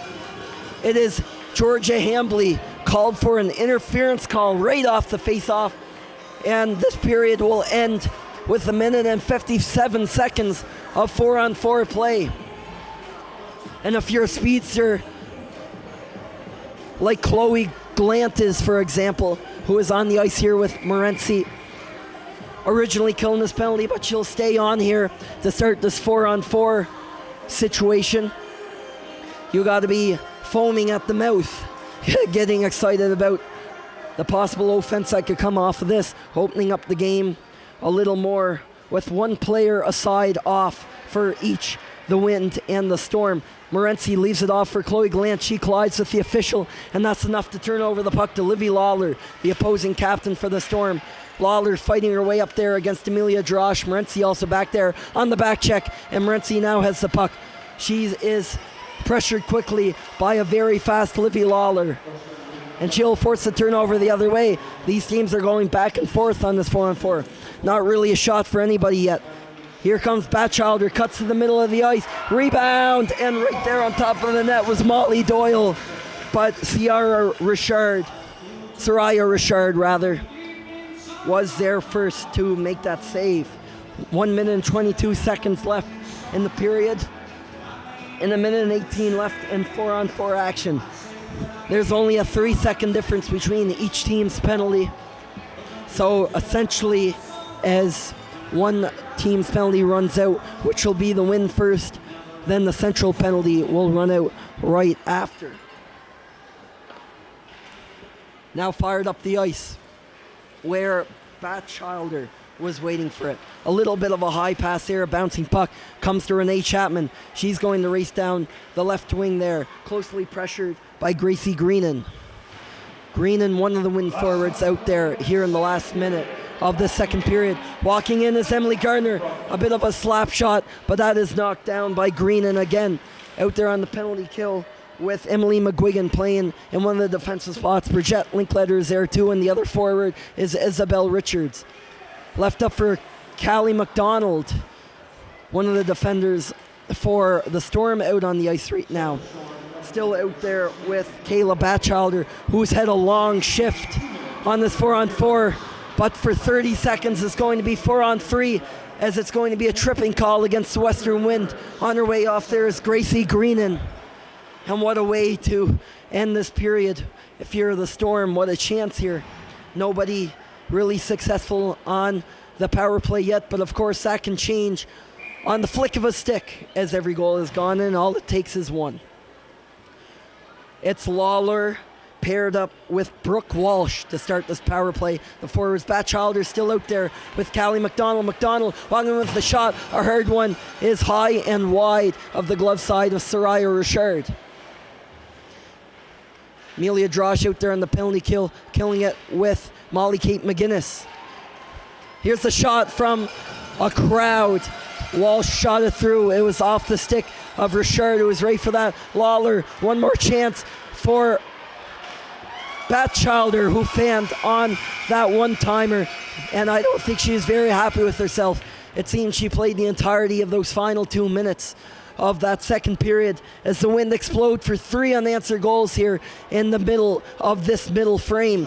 1 minute and 31 seconds remain on this Central Storm power play, which we will start back up with again to start the third period. They have a bit of a deficit to work back from, down by 2 as the Western Wind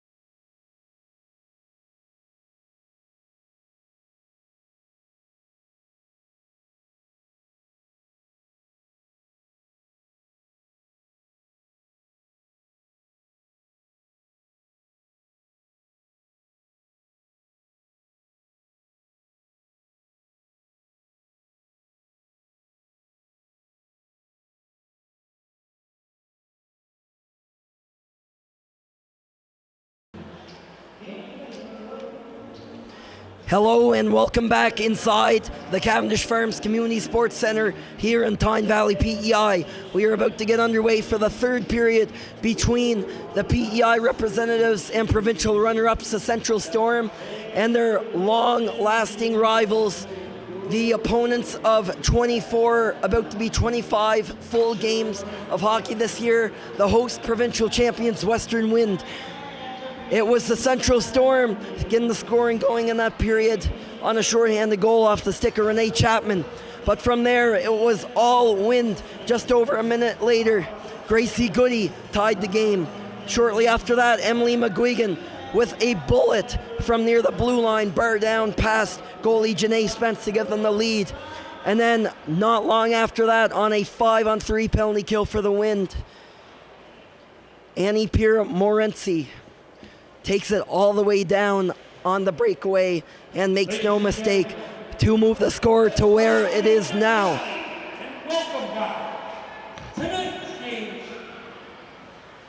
The Wind are 20 minutes away from their 15th win over this same team this year in 25 games. They beat them 14 times so far. Central has only beat Western 4 times, last on March 21st. Of this year. As for playoffs, though, if Western were to win this game, it may not make a difference. They may be stuck in a bronze medal game position. The Edsa West Reds have clinched a spot in the gold medal game as they won their first 3 games of the tournament. The Northern Subway Selects will have the upper hand on the Wind either way. I'm not 100% sure on the tiebreaker, but the 2 typical tiebreaker options are the goal differential and the head-to-head matchup.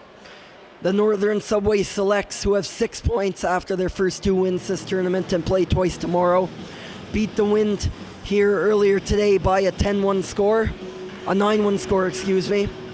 So they have the edge on the head-to-head matchup should these teams tie. That would only be if the Wind win out and win their final 2 games to reach 6 points. And if his goal differential, well, the Subway Selects have already scored 20 goals in 2 games, so they'd have to virtually score none and have the Wind score over and over and over again at a near impossible amount to catch them at this point. There's still lots of hockey to play in this tournament, but it is not looking good for Western as their chances are slim. Central needs to win this game if they want a shot and make it into the gold medal game. They'd have to win tonight and then beat those Subway Selects tomorrow to leapfrog them into the second spot. For right now, they're behind the ball as there is 1 minute remaining on their power play, pouring over from that last period. Chloe Gallant walks in. She hit the post with that shot. Gallant trying to catch Spence sleeping, sliding over the other side. But Spence is ready for that one. She didn't have to do much there anyway, as the goalie's best friend did all the work there. Now it's dumped back down again by the Wind, who are killing this penalty that was not awarded to, but given to Gracie Greenan late in the first period. Here comes Grace Larkin, who has the puck stripped, and Gracie Goody is back up the other way. Has Molly Kate McGinnis way over on the other side. Not much of a chance there, though, as that puck deflects there off the boards along the ice. Grace Larkin is in there for the Central Storm, looking to dig that out of danger. Her teammate is going to swing in there with that and leads a pass up for Emily Gardner. Looking to score in the third game of 3 games played here at this tournament. She scored 4 throughout her first 2, including a hat-trick earlier today in a 6-2 triumph. A 5-2 triumph over the Eastern Icebreakers. As a penalty is coming, it appears, to the Western Wind again.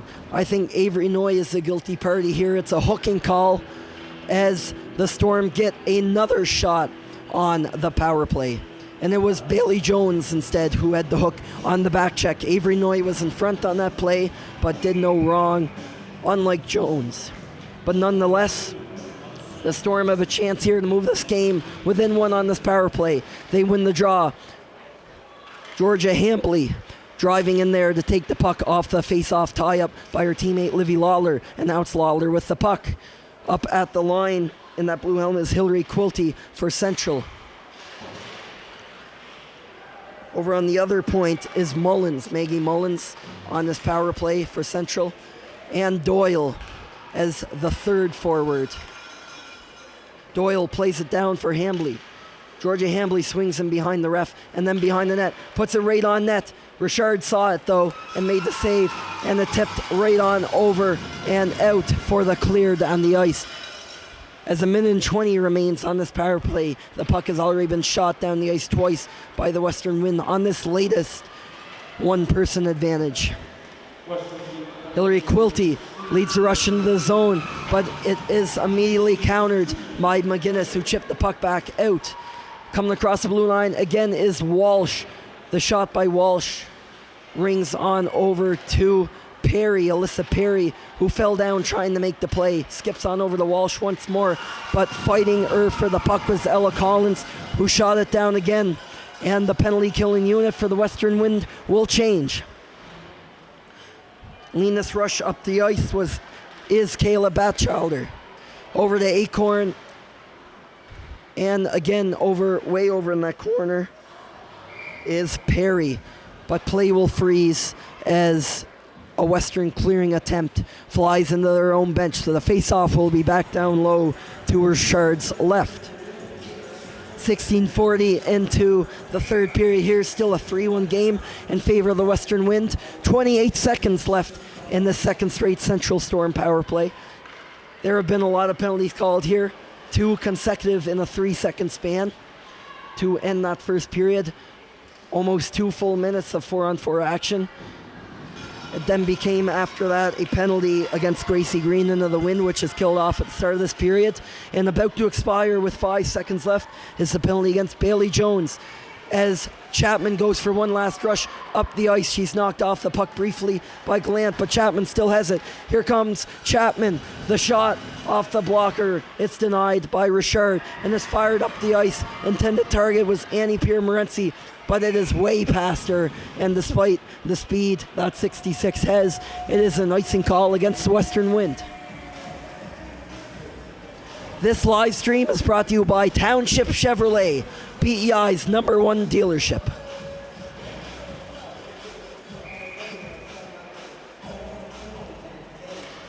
The power play and penalty kill units are pretty unchanged as that penalty ends against Bailey Jones. Both captains were in there to take the draw, Lawler and Chloe Glant. And now it's going to be a penalty coming, another penalty. A lot of them right now. This one, though, will be against the Central Storm. Livy Lawler, the captain, is off to the box for that. And now the Wind will go back to the power play, and for the first time in this third period here in Tyne Valley. That top line of Morency, Glant, Goody is out there. Aaron Rennie as well, with a goal scorer, Emily McGuigan, way out there on the blue line. The 3 forward, 2 defense setup. Rennie lets the clapper go, and that's off a body out front and tips wide. A solid slap shot, nice and low to the ice, but didn't go anywhere. Morency was back there with the puck, helped by Goody. It works its way back to McGuigan, but McGuigan gives it away. Held it on the line for a second, but not for long. Prevented the turnover from happening as Grace Larkin forced that puck out of the zone. And Chloe Glant will start up here on the rush. Here comes Glant, goes around one player. Glant steps back, the tricky shot down low, rebound. Oh, what a glove save by Janae Spence. That's easily her best of the night. Sprawling to come across and deny Gracie Goody of her second of the game. Oh my, Janae Spence. He absolutely bails out her team there. Looked like Spence was caught out of position on that deceptive Chloe Glant wrister along the ice. Just another example of number 13's creativity, the Wind captain. And Goody was right there in the right place at the right time, but Janae Spence got there just in time as well. Bailey Jones swings it across to Molly Kate McGinnis, both of them behind the goal line. Amelia Drosh going for the shot on that, and that goes up high. Fooled Spence for a minute there as Ella Collins whacked at it in the crease. And that is swung on back again, and we're going to have another penalty coming to the Central Storm. And touching up on the puck is Kayla Batchelder. It's a body checking call. Heading right for the box is Batchelder. She knows what she's guilty of. And for 58 seconds, now the Western Wind have a 5-on-3 opportunity. Coming right back out there is that top line. Looking to finally put this game away maybe for good, as an insurance marker could go a long way in this game. Chloe Glant off the face-off win. Here's Erin Rennie off the pass, and that is blocked. A gutsy one by the Storm's Maggie Mullins. Gracie Goody battling over in the corner, forces it down to Morency. Morency is rubbed off the puck by Mullins, but she lost it as she went for the clearing attempt. Gracie Goody passes it over, a wide open Erin Rennie. She ran out of room though. Chloe Glant has some room, and she fanned on the cross-ice pass as Quilty stripped it, and Erin Rennie could not hold the line. It's out of the zone. Another 25 seconds to go on this 5-on-3 advantage, but she lost it again. Morency that time trying to take it in the zone. Maggie Mullins, what a heck of a penalty kill here on this 5-on-3, keeping the Wind from scoring their 4th of the night, and it is still 3-1. They have another 10 seconds to bring the puck in the zone here before Lawler is back on the ice. Chloe Glant's shot rides up the stick of guess who? Maggie Mullins, who is putting together a heck of an effort, and she does not want to come off the ice until these penalties are killed for the Central Storm.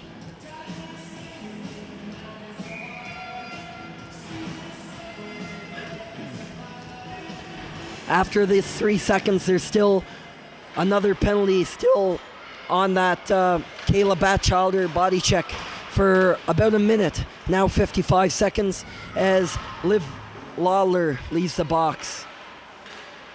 After her penalty, Bailey Jones cutting in with the puck, but coming out with speed was Collins, but wasn't fast enough as it's an offside call against Western Wind.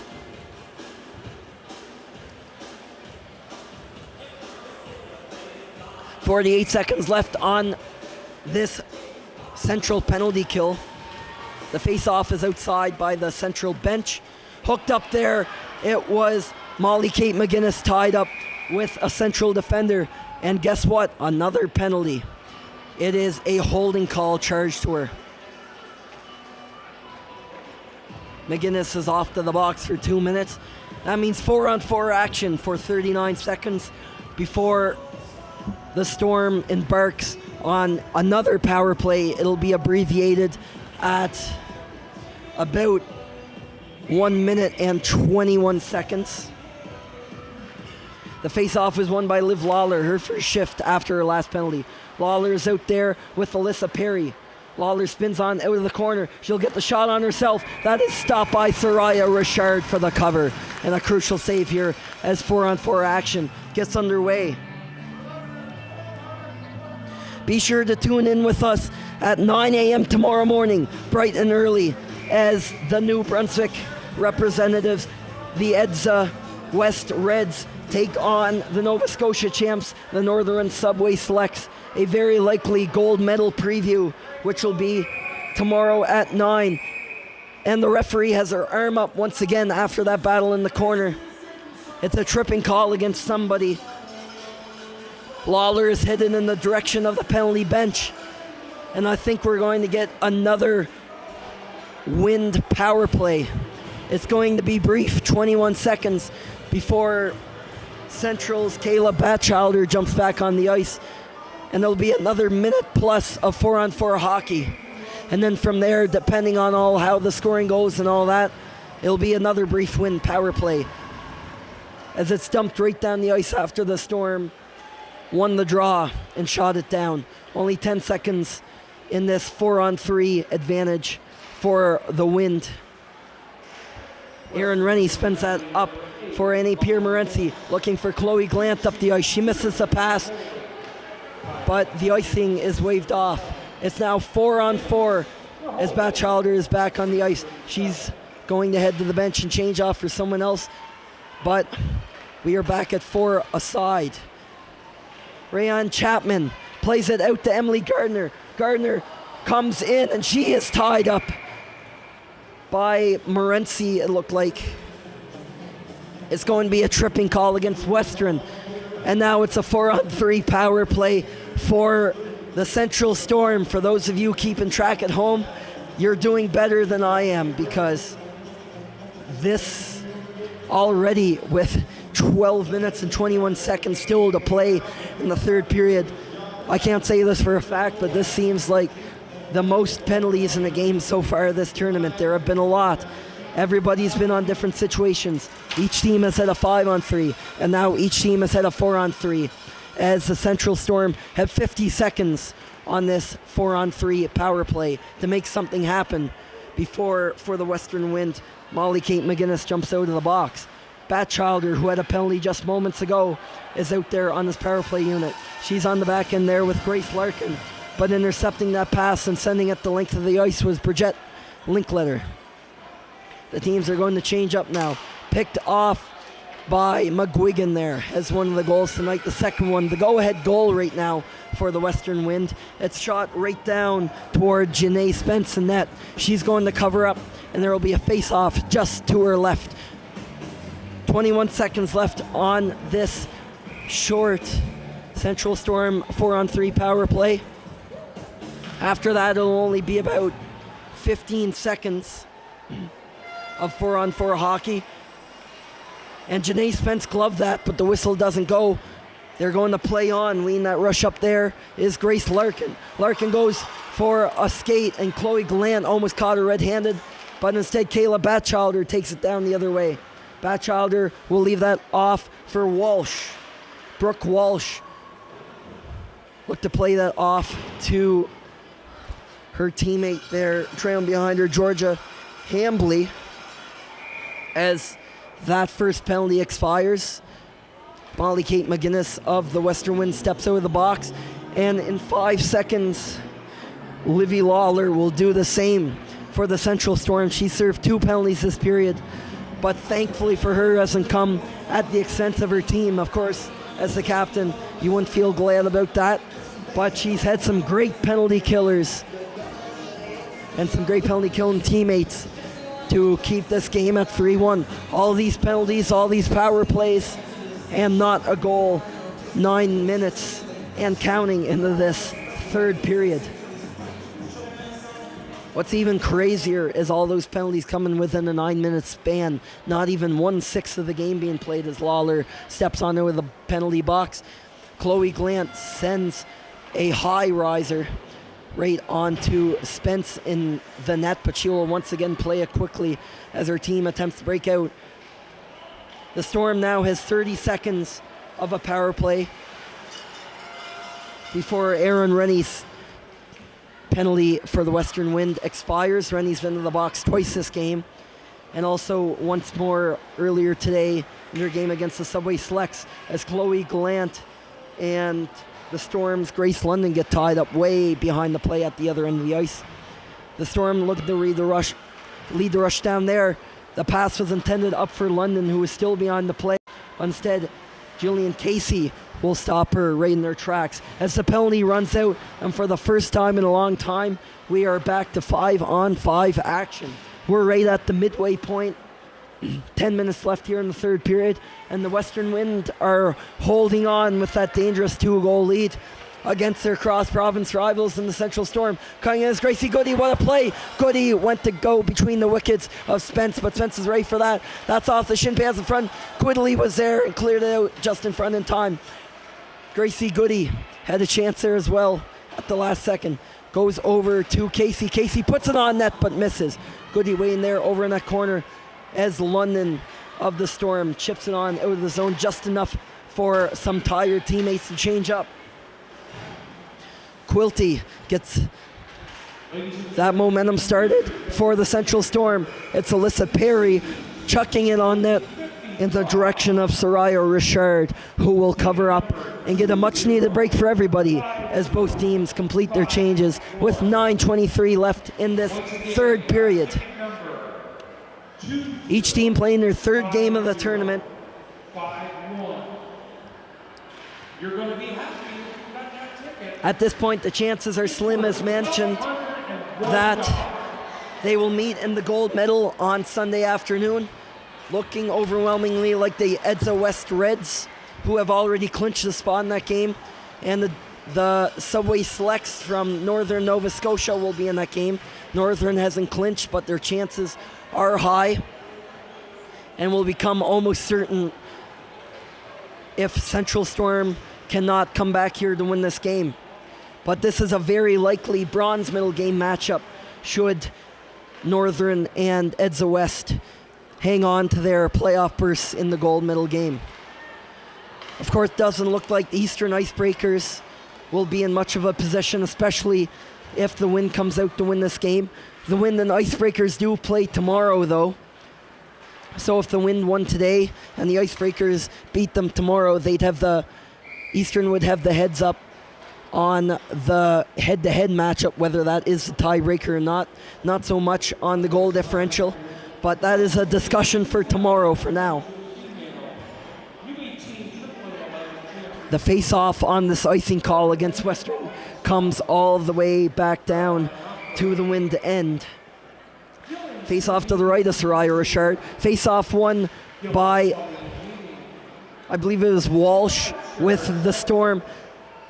The puck may have been stuck on the back of the net there, but now it's back in play as Morency takes a look around on this breakout. Swung back along the other side from McGuigan. The Gracie Goody working that right wing. Had some competition there with Walsh and Larkin, but it's played out now. It's a 2-on-1 play up with Morency and Glant now. Glant with a shot, and it's right into the glove of Janae Spence, who is ready for that from a mile away.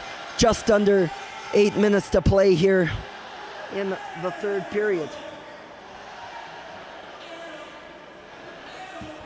Gallant and Morency really combined for a lot of points. I believe they're up to a combined 6 in this tournament.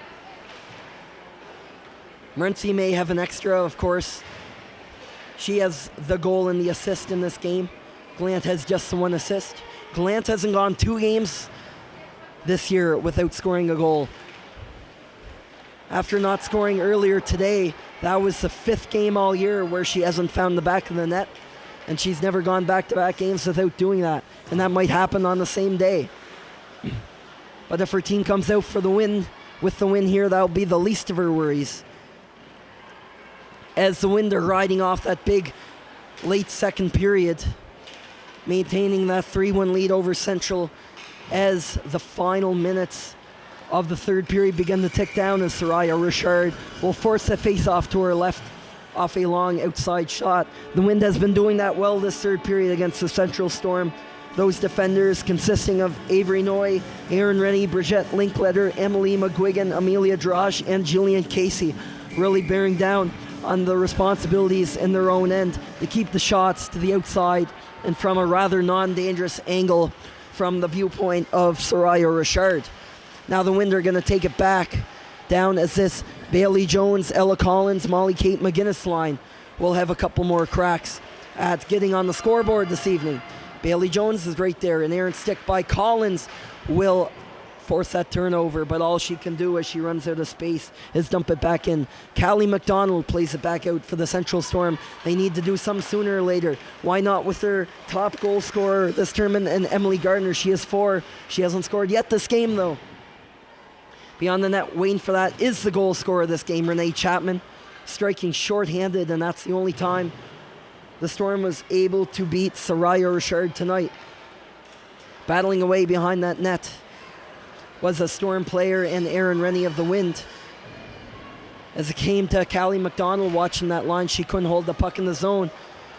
A bit of a weird change there for the Central Storm. Almost got caught there.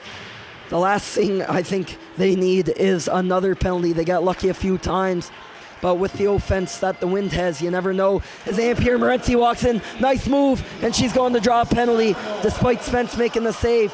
Off to the bench is Richard. Erin Rennie with a big time shot, but that's blocked, and as Larkin touches up, the Wind get a huge power play here with 5:45 left in regulation play. That'll kill off 2 minutes of comeback time in regular times for the Central Storm, as off to the box for 2 minutes is again Kayla Batchalder. Not very pleased about that one, heading to the box late in this game when their team needs a goal. Batchalder is assessed with a hook as the Wind head back to the power play. Annie Pierre Morency will be on the draw here against, I believe, Brooke Walsh on the other side for the Central Storm, off to the right of Janae Spence. Face-off is won by Western. The big time shot here from Emily McGuigan. That misses the net cleanly. Chloe Glant finds Erin Rennie. Rennie is challenged there with a lot of pressure by Livy Lawler. Lawler may come down here and get that shot on, hopefully to tie this game for Central. And she puts it right on, hoping for the rebound on Soraya Richard, but she's going to hang on despite Lawler coming in with a head of steam running off the railroad tracks. Lawler stays on the ice there and is going to win that draw over Chloe Glant, but the wind are to it first after as they shoot at the length of the ice, and it's an icing call against Western. So they're coming back to pretty well the exact same spot it will be, as 1 minute and 34 seconds remain on this wind power play. Only 5 minutes and 19 seconds to play in this game. The wind hanging on to that 2-goal lead. Emily McGuigan with the go-ahead goal so far. A heck of a shot bar down there in the second period to give the Wind their first lead of the game, which they retain right now. Annie Pierre Morency has that third goal for them, the insurance marker. Goody cross ice, Galan! Oh, what a stop by Spence. That's the second time this period she's denied one of the big guns from Western. First down, Gracie Goody with the heck of a glove save here 10 minutes ago, and now this time on their most lethal offensive weapon, Captain Chloe Gallant. Now down to a minute on this Western Wind power play. Breaking it out is Gallant. Pass up right on the tape of the backhand of Gracie Goody. Annie Pierre Morency gets it right at the blue line, but she cannot handle the pass. Chloe Gallant finds the puck back for the Wind very quickly, though. There again, she made the pass with one hand, which is really impressive. But Ella Collins coming off the bench wasn't there on time as Janae Spence covers up.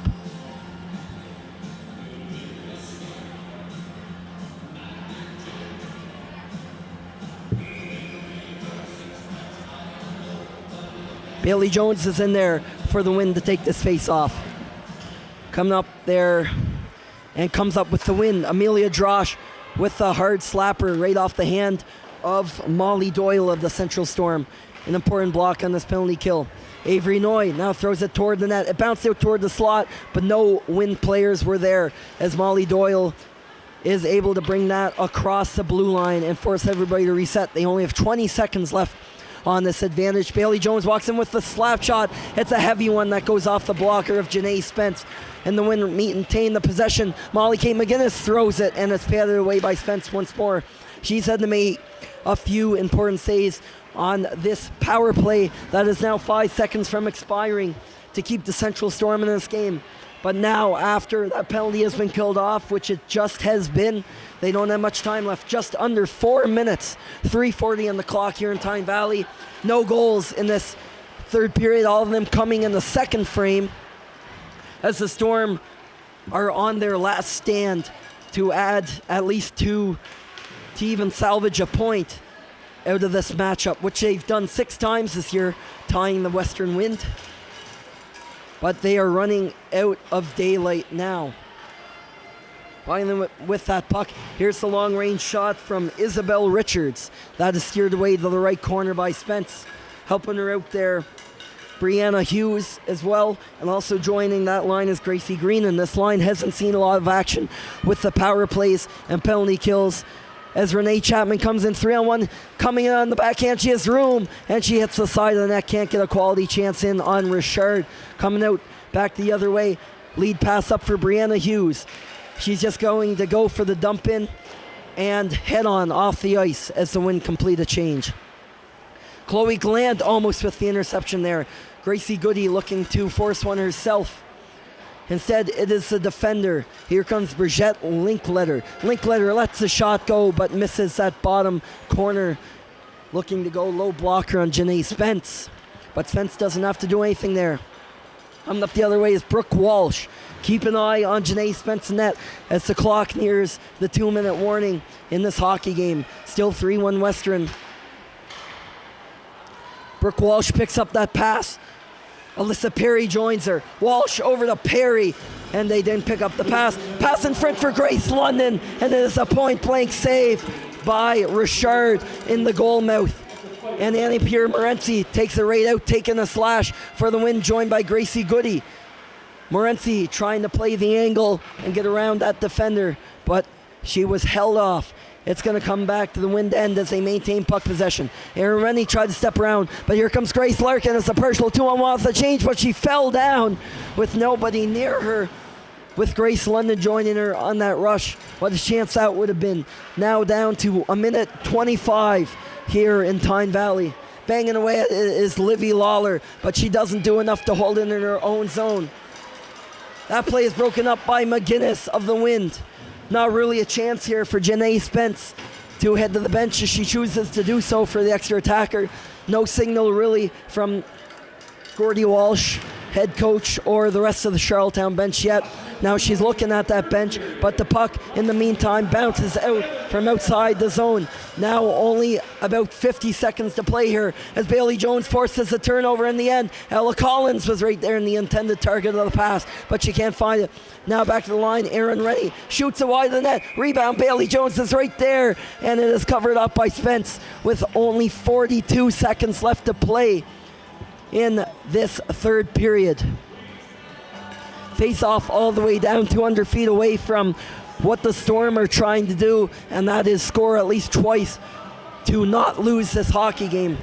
Face off is won back by the Western Wind, a big win for the Wind. Avery Noy throws it down in the corner for Gracie Goody. Goody couldn't hang on, and the Storm tried to go back to the ice one last time, but with under 30 seconds left, that is likely it for this game. Played on back up by the Storm. That's flicked on up to Hambley, who lost it in her feet, and it's on to the tape of Emily McGuigan, who will likely have the game-winning goal in this game as the clock ticks down to the final 10 seconds. And the Wind are going to be treated to their first victory of this Atlantic tournament. Take it away, Tyne Valley.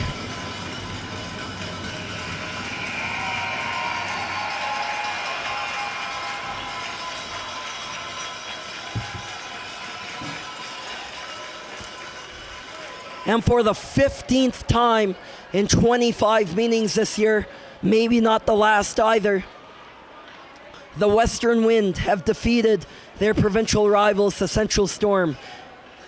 They haven't lost to the Storm in the last 9 games, and they have just beat them for the 5th time in a row. And now let's throw our attention to the ice for the presentation of the Player of the Game and the Most Sportsmanlike Player of the Game awards for each team. Ladies and gentlemen, put your hands together and give these two PBI teams a round of applause for the well-played hockey game.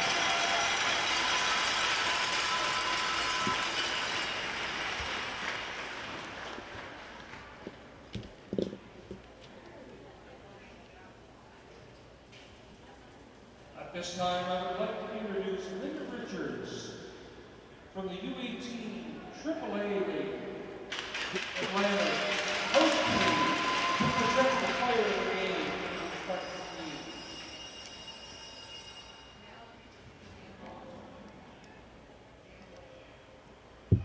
First, the Central Storm.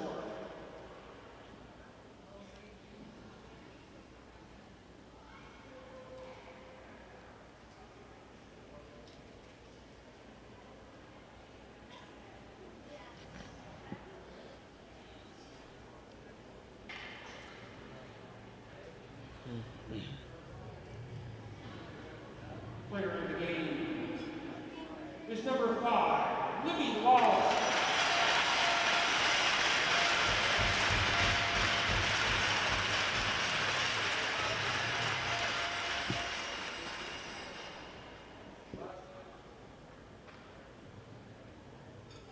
And the most sportsmanlike player is number 17,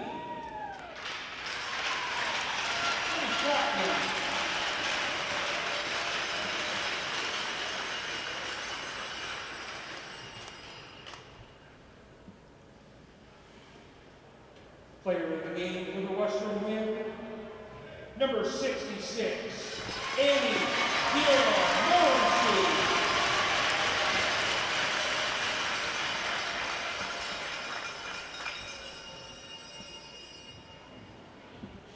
And the most sportsmanlike player, number 97, Ella Collins.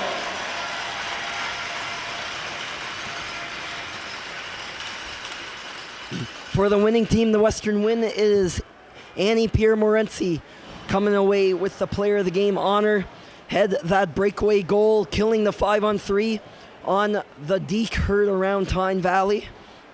That put the team up 3-1 and was all the win needed to come away with their first win of the tournament. Ella Collins also honored with the most sportsmanlike player of the game award for the Western Wind. On the other side, it is Captain Livy Lawler earning the player of the game honor for the Central Storm.